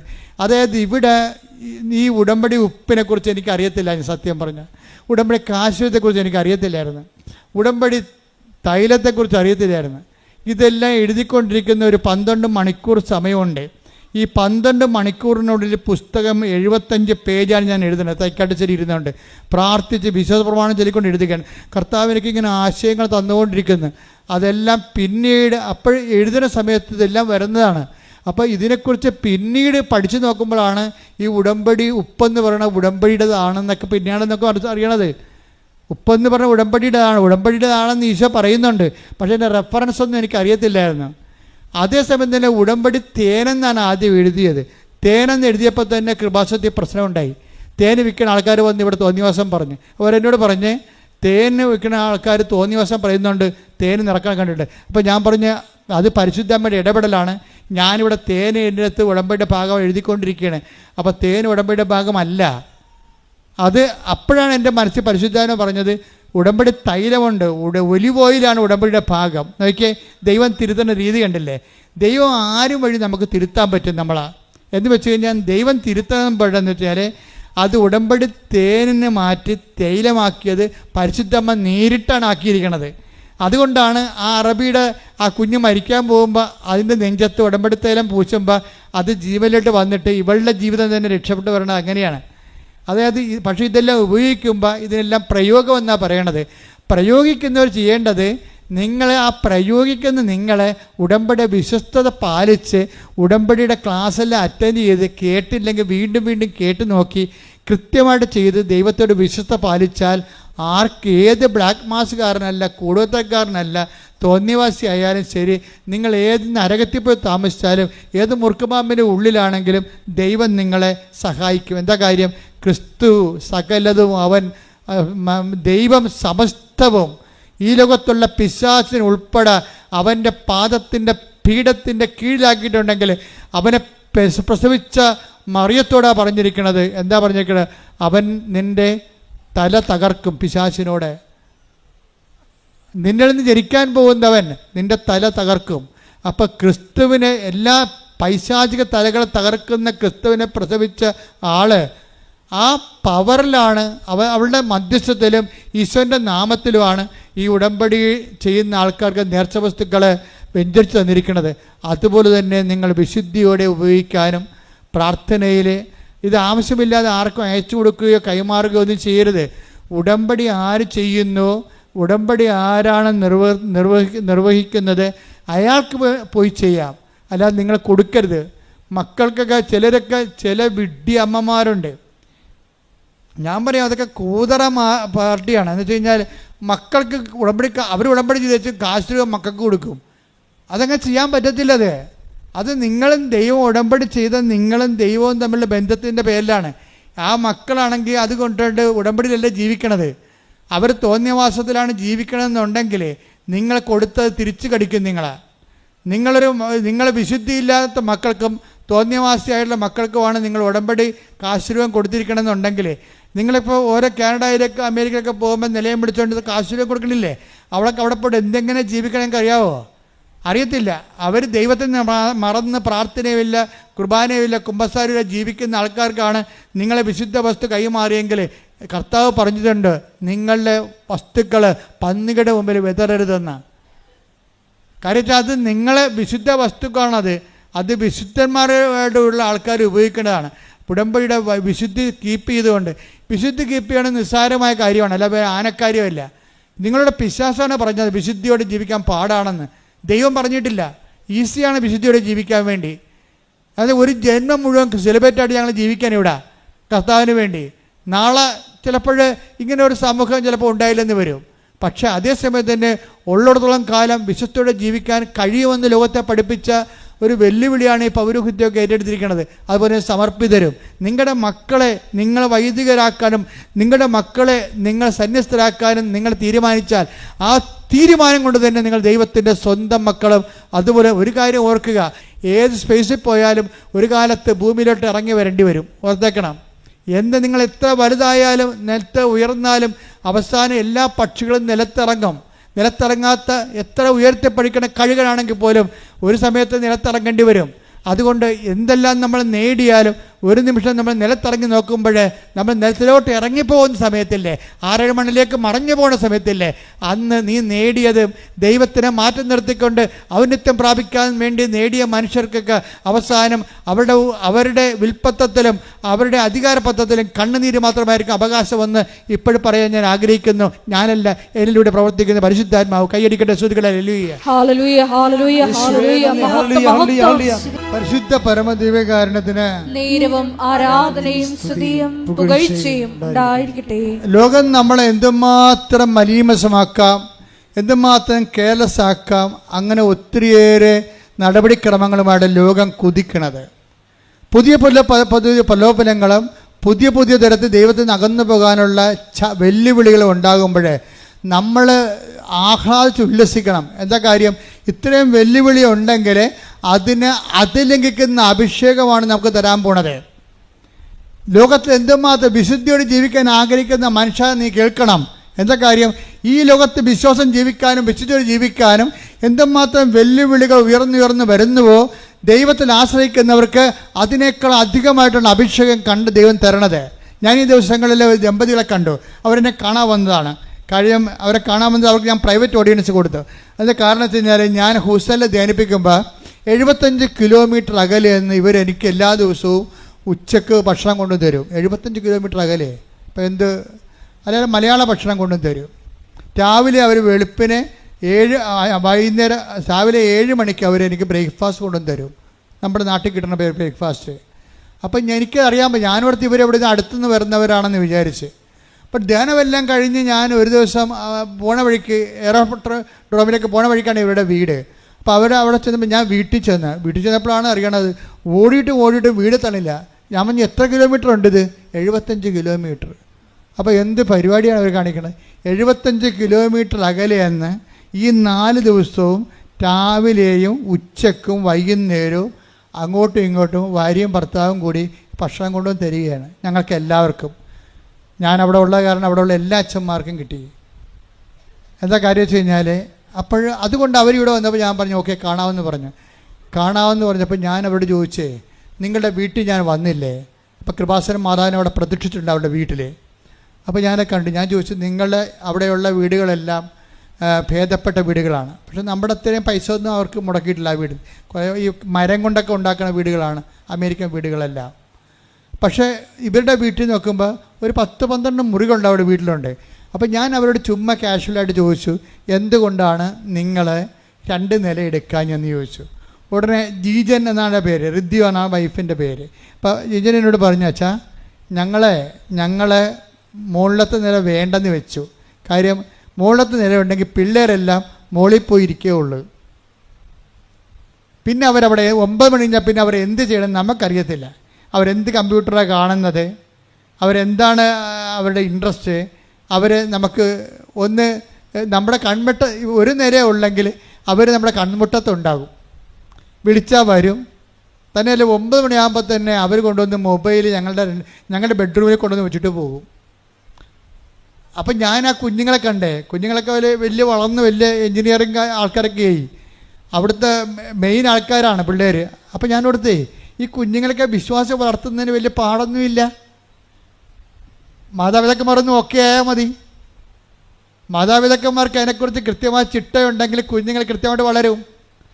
ഞാൻ ഓർത്തിരുന്നത് കുഞ്ഞുങ്ങളൊക്കെ വളർന്ന അടക്കായാണെങ്കിൽ മടി വെക്കാം, കവുങ്ങായ എന്ത് ചെയ്യുമെന്നൊക്കെ പറഞ്ഞിടല്ലേ അമ്മമാർ ചുമ്മാ സ്കൂട്ടായി ജാമ്യം എടുക്കണത്. നിങ്ങൾ ജാമ്യമൊന്നും എടുക്കണ്ട. നിങ്ങളുടെ മക്കൾക്ക് മോശത്തരം സംഭവിച്ചിട്ടുണ്ടെങ്കിൽ ഒരു പരിധിവരെ നിങ്ങളും ഒരു പരിധിവരെ ഞങ്ങളും ഉത്തരവാദികളാണ്. വൃത്തിയും മെനയുള്ള മാതൃകയുള്ള വൈദികരുടെ എണ്ണം സഭയെ കൂടിയ കന്യാസികളുടെ എണ്ണം കൂടിക്കഴിഞ്ഞാൽ തീർച്ചയായിട്ടും കുടുംബങ്ങളുടെ വിശുദ്ധി കൂടും. അതിന് സംശയം എന്തായിരിക്കണേ? അതുപോലെ തന്നെ മാതാപിതാക്കന്മാരുടെ വിശുദ്ധിയുടെ നമ്മൾ ഇവിടെ ജീവിക്കേണ്ടവരല്ല. ഇന്നല്ലെങ്കിൽ നാളെ നമ്മൾ ദൈവത്തിൻ്റെ അടുത്തേക്ക് പോണതാണ്. ഇവിടെ ഉള്ള കണ്ണുമേക്കുന്ന നേരത്താണ് നമ്മളിവിടെ നിൽക്കണത്. അപ്പോൾ ഉള്ള കാലത്ത് ദൈവത്തിന് വേണ്ടി ജീവിക്കാൻ വേണ്ടിയുള്ള തീരുമാനമാണ് ഉടമ്പടി ജീവിതം കൊണ്ട് ദൈവം നമ്മളിൽ ഉദ്ദേശിക്കുന്നതും ദൈവം നമുക്ക് തരണതും. കഴിഞ്ഞ ദിവസങ്ങളിൽ ഞാൻ വേറെ ഒരു മകളെ പ്രാർത്ഥിച്ചു. ആ കുഞ്ഞൊന്നും അനുസരിക്കണില്ല അച്ഛാ, കുഞ്ഞ് എപ്പോഴും ഭർത്താമുണ്ടിയെ പോലെ കാറിക്കൂവി ബഹളം ഉണ്ടാക്കുകയാണ് എന്ന് പറഞ്ഞ് ഉടനെ അതും പറഞ്ഞിട്ട് അവിടുന്ന് ഉടമ്പടി എടുത്ത് വെള്ളച്ചീട്ടുമായിട്ട് ഇവിടെ വന്നു. അപ്പോൾ ഞാൻ ഈ കുഞ്ഞിനെ എല്ലാവരും ഞാൻ പ്രാർത്ഥിച്ച് പോകുമ്പോൾ കുഞ്ഞിന് തലയെ വെച്ചു. കുഞ്ഞാണെങ്കിൽ ഒരു അനക്കമില്ല. അതായത് ഇങ്ങനെ മരവിച്ച് ഇങ്ങനെ ഇരിക്കുകയാണ്, അനങ്ങണില്ല കുഞ്ഞ്. അതെന്താ? അപ്പം ഞാൻ നോക്കിയപ്പോൾ എന്താ സംഭവം അറിയുമോ? കൊച്ചു തല ഉയർത്തിപ്പോലും നോക്കണില്ല. അതിന് 2.5 വയസ്സേ ഉള്ളു. ഞാൻ വന്നതുപോലും അവിടെ അറിയണില്ല കൊച്ച്. ഈ കൊച്ച് അനുസരിക്കണില്ല. കൊച്ച് സാധാരണ മനുഷ്യരെ പെരുമാറണില്ല എന്നാണ് ഇവർ പറയണത്. പക്ഷേ തലേ കൈവച്ചിട്ട് കൊച്ചൊന്ന് അനങ്ങണ്ടേ? ഞാൻ നോക്കുമ്പോൾ കൊച്ച് മൊബൈലിൽ മിക്കി മൗസ് കണ്ടുകൊണ്ടിരിക്കുകയാണ്. അപ്പം ഞാൻ തള്ളോട് ചോദിച്ച് ഇതിൻ്റെ കയ്യിൽ നിന്ന് ആ മൊബൈലൊന്ന് വാങ്ങിക്കണ്ടേ, എനിക്കൊന്ന് പ്രാർത്ഥിക്കണ്ടേ? പറഞ്ഞ് ആ മൊബൈൽ വാങ്ങിച്ചാൽ കൊച്ചിവിടെ നരകമാക്കിക്കളയൊന്ന്. എൻ്റെ പൊന്നി, ആ മൊബൈൽ അവർ മേടിച്ചതും ആ കൊച്ചി എനിക്ക് വേണേൽ കൊച്ചി കളുത്താറ ഒടിച്ച് കളയുമെന്ന് ഓർത്ത് കിടന്ന് കാറാൻ തുടങ്ങി. അവസാനം ഞാൻ മൊബൈൽ കൊടുത്ത് പ്രാർത്ഥിച്ച് വിട്ട്. എന്താ സംഭവിച്ചിരിക്കണത്? ഞാൻ പോന്നപ്പോൾ മാതാവിനോട് ചോദിച്ച്, അമ്മേ ഈ 2.5 വയസ്സുകാരന് എന്താണ് മൊബൈലുകൾ? അപ്പോഴെന്താണ് അമ്മയുടെ താല്പര്യങ്ങൾക്ക് വേണ്ടി കൊച്ചു ചിണുങ്ങുമ്പോൾ എടുത്ത് കൈ കൊടുക്കും മൊബൈൽ. അല്ലാതെ കൊച്ച് മൊബൈൽ 2.5 വയസ്സേ ഉള്ളെന്ന് ഓർക്കണം, അല്ല 7 വയസ്സൊന്നുമില്ല. 2.5 വയസ്സുള്ള കൊച്ചിന് മൊബൈൽ കൊടുത്തൊരു മിക്കി മൗസ് കാണുന്നുണ്ടെങ്കിൽ ആ കൊച്ച് ഒരു കണ്ണ് കാണാൻ പറ്റിയ സമയത്ത് തന്നെയാണ് ആ കൊച്ചിന് അത് കൊടുത്തിട്ടുള്ളത്. ഇവൾക്ക് എന്താ ജോലിയോ ഇവൾക്ക് കമ്പ്യൂട്ടർ വർക്കൊക്കെ തുടങ്ങുകയാണ്. പിള്ളേർ കിടന്ന് ബഹളം ഉണ്ടാക്കാതിരിക്കാൻ വേണ്ടി എന്ത് ചെയ്യും? പിള്ളേരുടെ കയ്യിൽ മൊബൈൽ എടുത്ത് കൊടുക്കും. പണ്ടാണെങ്കിൽ അമ്മമാരിങ്ങനെ തേനൊക്കെ ഇട്ടിട്ട് ഒരു സാധനം ഉണ്ടല്ലോ, ഇപ്പോഴത് ചപ്പണത്, അത് കൊടുത്തെങ്കിൽ കുഴപ്പമില്ല, ഇത്തിരി തേനല്ലേ പോകുന്നത് നമുക്ക്. അതിന് പകരം മൊബൈൽ കൊടുത്തപ്പോൾ എന്നാ പറ്റി? ഇനി ഈ ജന്മത്തെ ആ പണ്ടാരത്തിൻ്റെ കയ്യിൽ നിന്ന് മൊബൈൽ എടുക്കാൻ പറ്റത്തില്ല. എന്താ കാര്യത്തിൽ നിങ്ങൾ എന്തും കൊടുക്കാം, എന്തും കൊടുത്താൽ നമുക്ക് തിരിച്ചെടുക്കാം, പക്ഷേ മൊബൈൽ കൊടുത്താൽ തിരിച്ചെടുക്കാൻ പറ്റത്തില്ല. കാര്യം കിളവന്മാർ വരെ മൊബൈലിന് അടിപ്പെട്ട് ഇങ്ങനെ ചോദ്യചിഹ്നം പോലെ ഇരിക്കണം ഇപ്പോഴും. കണ്ടില്ലേ നിങ്ങൾ? ഓരോരുത്തരെ കണ്ടില്ലേ? എവിടെ നോക്കിയാൽ റെയിൽവേ സ്റ്റേഷനിൽ ചെന്നാലും ബസ് സ്റ്റാൻഡിൽ ചെന്നാലും ഇങ്ങനെ ഇരിക്കണം കാണാം. വേറെ ആരും കാണത്തില്ല. ഇങ്ങനെ ചോദ്യചിഹ്നം പോലെ കാലത്തിൻ്റെ മേൽ ദൈവം ഉയർത്തിയ ചോദ്യചിഹ്നമാണ് മൊബൈൽ എന്ന് പറയണത്. അത് ഉപയോഗിക്കുന്ന രീതികളിലാണ് പ്രശ്നം വന്നിരിക്കുന്നത്. അത് നമ്മൾ ഈ 2.5 വയസ്സിന് പോലും നമുക്ക് ശ്രദ്ധിക്കാൻ പറ്റുന്നില്ലെങ്കിൽ ഈ ജന്മത്തെ തന്നെ രക്ഷിക്കാൻ പറ്റുമോ? ഇല്ല. സ്ക്രീൻ ടൈം എന്ന് പറയണത് ആ കുഞ്ഞിന് ഏതാണ്ട് ഒരു ദിവസം 20 മണിക്കൂറാണെന്ന് തോന്നുന്നു. ഞാൻ പറഞ്ഞത് എന്ത് പ്രശ്നം ഉണ്ടായാലും അതിനെ പറിച്ച് മാറ്റാൻ പറഞ്ഞു ഞാൻ ഇടയ്ക്കെന്ന്. ഇനി ഈ ഒരു 5 കൊല്ലത്തേക്ക് ഈ സാധനത്തിന് ഇത് കാണിക്കരുതെന്ന് പറഞ്ഞു. കുറച്ച് കഴിയുമ്പോൾ കൊച്ചു ശരിയാകും. പക്ഷേ അവർ കാണിക്കുമെന്ന് തോന്നില്ല. അവർ കൊച്ചു കഴിഞ്ഞാൽ അപ്പം തന്നെ എടുത്ത് കൊടുക്കും ഇത്. അപ്പോൾ നിങ്ങൾ ഇങ്ങനെ മൊബൈലിൽ കുഞ്ഞിനെ കൊടുത്തേക്കാന്ന് പറഞ്ഞുകൊണ്ടാണ് പ്രസവിക്കാൻ പോകണമെങ്കിൽ ഇപ്പം തന്നെ തീരുമാനമായെന്ന് പറഞ്ഞതാണ്. വേറെ പ്രശ്നമൊന്നുമില്ല. പുതിയ ആൾക്കാരൊക്കെ ഒന്ന് കേൾക്കണേ ഇത്. സംഗതി നമ്മൾ ചെല്ലണത് എന്ത് കൊടുത്താലും തിരിച്ച് വാങ്ങിക്കാൻ നമുക്ക്. ഈ സാധനം കൊടുത്താൽ തിരിച്ച് വാങ്ങിക്കാൻ പറ്റത്തില്ല. അപ്പം അതുകൊണ്ട് തന്നെ നമ്മൾ വിചാരിച്ചാൽ മക്കളെ വൃത്തിയും മേനായിട്ട് വളർത്താൻ പറ്റും. വിചാരിച്ചില്ലെങ്കിൽ സ്വാഭാവികം മക്കളുടെ രീതിയിൽ വളർന്നു പോകും. വിശുദ്ധിയുടെ കാര്യം ഇത് തന്നെയാണെന്ന് ഞാൻ പറഞ്ഞത്. ഞാൻ വിശുദ്ധിയെക്കുറിച്ച് പറയാനാണ് കറങ്ങിത്തിരിഞ്ഞ് വന്നത്. വിശുദ്ധി ഇത്രയേ ഉള്ളൂ. വിശുദ്ധി പാടുള്ള വിഷയമാണെന്ന് നമ്മളോട് പറഞ്ഞത് പിശാചാണ്, അല്ല ദൈവമല്ല. നീ എൻ്റെ മുമ്പാകെ നടക്കാൻ പറഞ്ഞു കഴിഞ്ഞാൽ, നീ വിശുദ്ധനാകാൻ പറഞ്ഞു കഴിഞ്ഞാൽ, ദൈവം ഒരു കാര്യം പറഞ്ഞാൽ ആ പറയുന്നതിൻ്റെ മുഴുവൻ ഉത്തരവാദിത്വം ദൈവം ഏറ്റെടുത്തിട്ട് അതനുസരിക്കാൻ തയ്യാറാണെങ്കിൽ നീ അനുഗ്രഹം പ്രാപിക്കും. ആദ്യം തന്നെ ഉടമ്പടിയുടെ വെളിപാട് അതാണ്. അനുസരിക്കാൻ തയ്യാറായാൽ ഐ ആം റെഡി ആമേൻ എന്ന് പറഞ്ഞാൽ പിന്നെന്താണ്? അനുഗ്രഹം പ്രാപിക്കും. വിശുദ്ധിക്ക് വേണ്ടി ജീവിക്കാൻ ഞാൻ തയ്യാറാണ് ആമേൻ എന്ന് പറഞ്ഞാൽ ദൈവം വിശുദ്ധിയുടെ അഭിഷേകം നിനക്ക് തരും. കൈയടിക്കട്ടെ, ശ്രുതിക്കട്ടെ.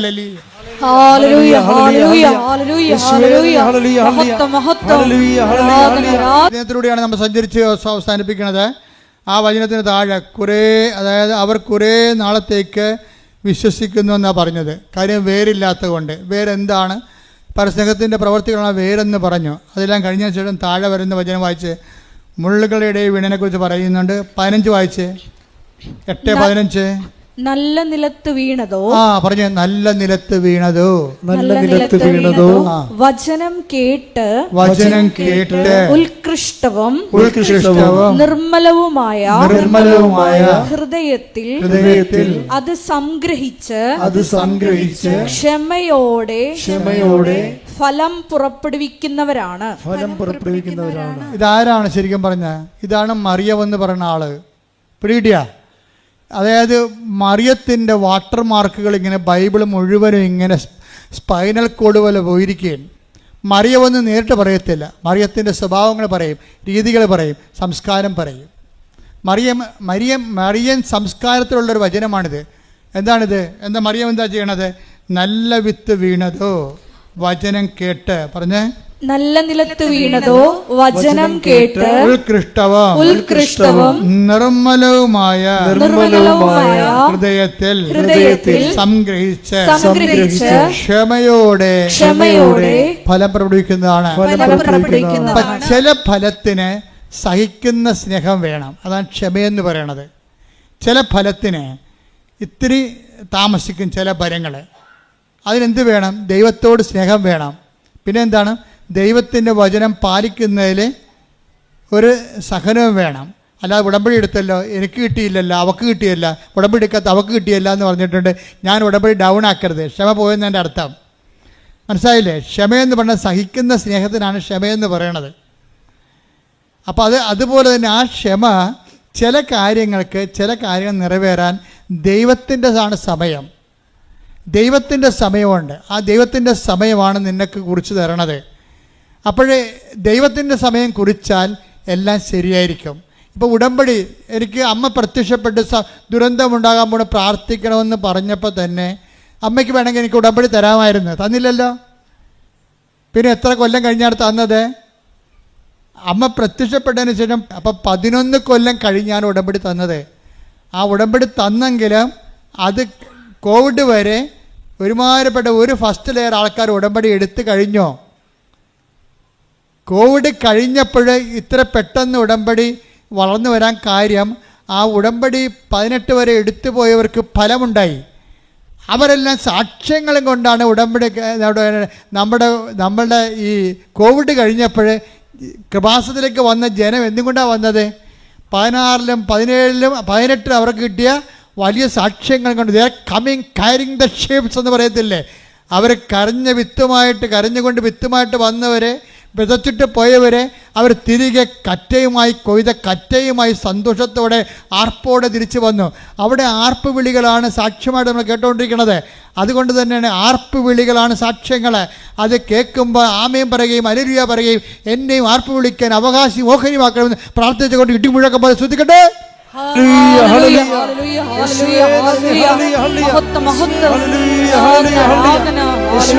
കാര്യങ്ങൾക്കുള്ള സമയം ദൈവം നിശ്ചയിക്കും. ആ നിശ്ചയിക്കുമ്പോൾ അത് 1.5 സമയമായിരിക്കും. എല്ലാ കാര്യവും ഒത്തുവരണ സമയം ദൈവത്തിനറിയാം.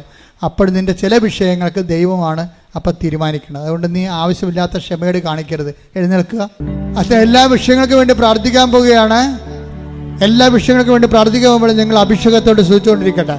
അടിപ്പെട്ട പോലെ വൈദാഖായ ദൈവികമായ ശക്തി ഉച്ചമുതൽ ഉള്ളംകാല് വരെ അയച്ചിറങ്ങിക്കൊണ്ട് എല്ലാ കോശങ്ങളെയും പേശികളെയും അസ്ഥികളെയും അസ്ഥിക്കൊലകളെയും അസ്ഥിസന്ധികളെയും കർത്താവിന്റെ കൃപയെ നിറക്കുന്ന സമയമാണ്. ഇടിമുഴക്കം പോലെ സ്തുതിക്കട്ടെ.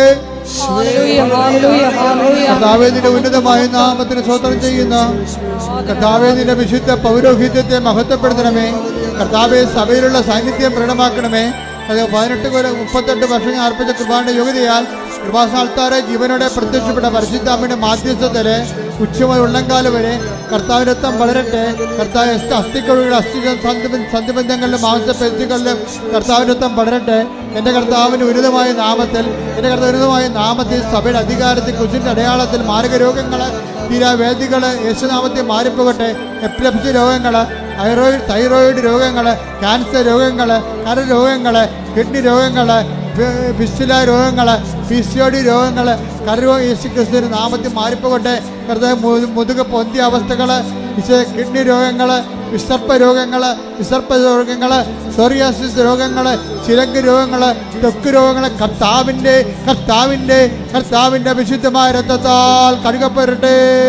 കർത്താവേ, സാമ്പത്തിക തകർച്ചയുള്ളവരെ, ജോലിയില്ലാത്തവരെ, വീടില്ലാത്തവരെ, വഴിയില്ലാത്തവരെ, വെളിച്ചമില്ലാത്തവരെ, വിവാഹമൊത്തു വരാത്തവരെ കണ്ണുനീരോടെ പ്രാർത്ഥിക്കുന്നു.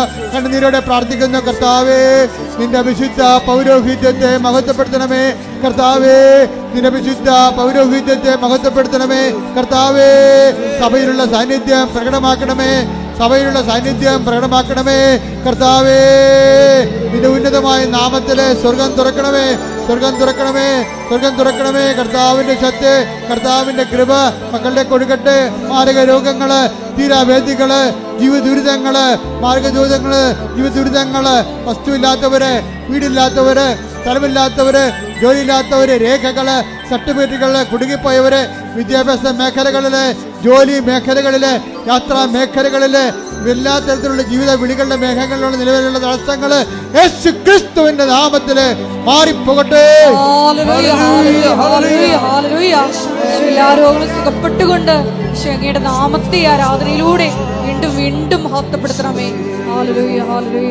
ഓൺലൈനിലുള്ളവരും മൗനമായി പ്രാർത്ഥിക്കട്ടെ. മുട്ടയിൽ നിന്ന് കൈകൾ കുപ്പി കണ്ണടച്ചു കണ്ടേ.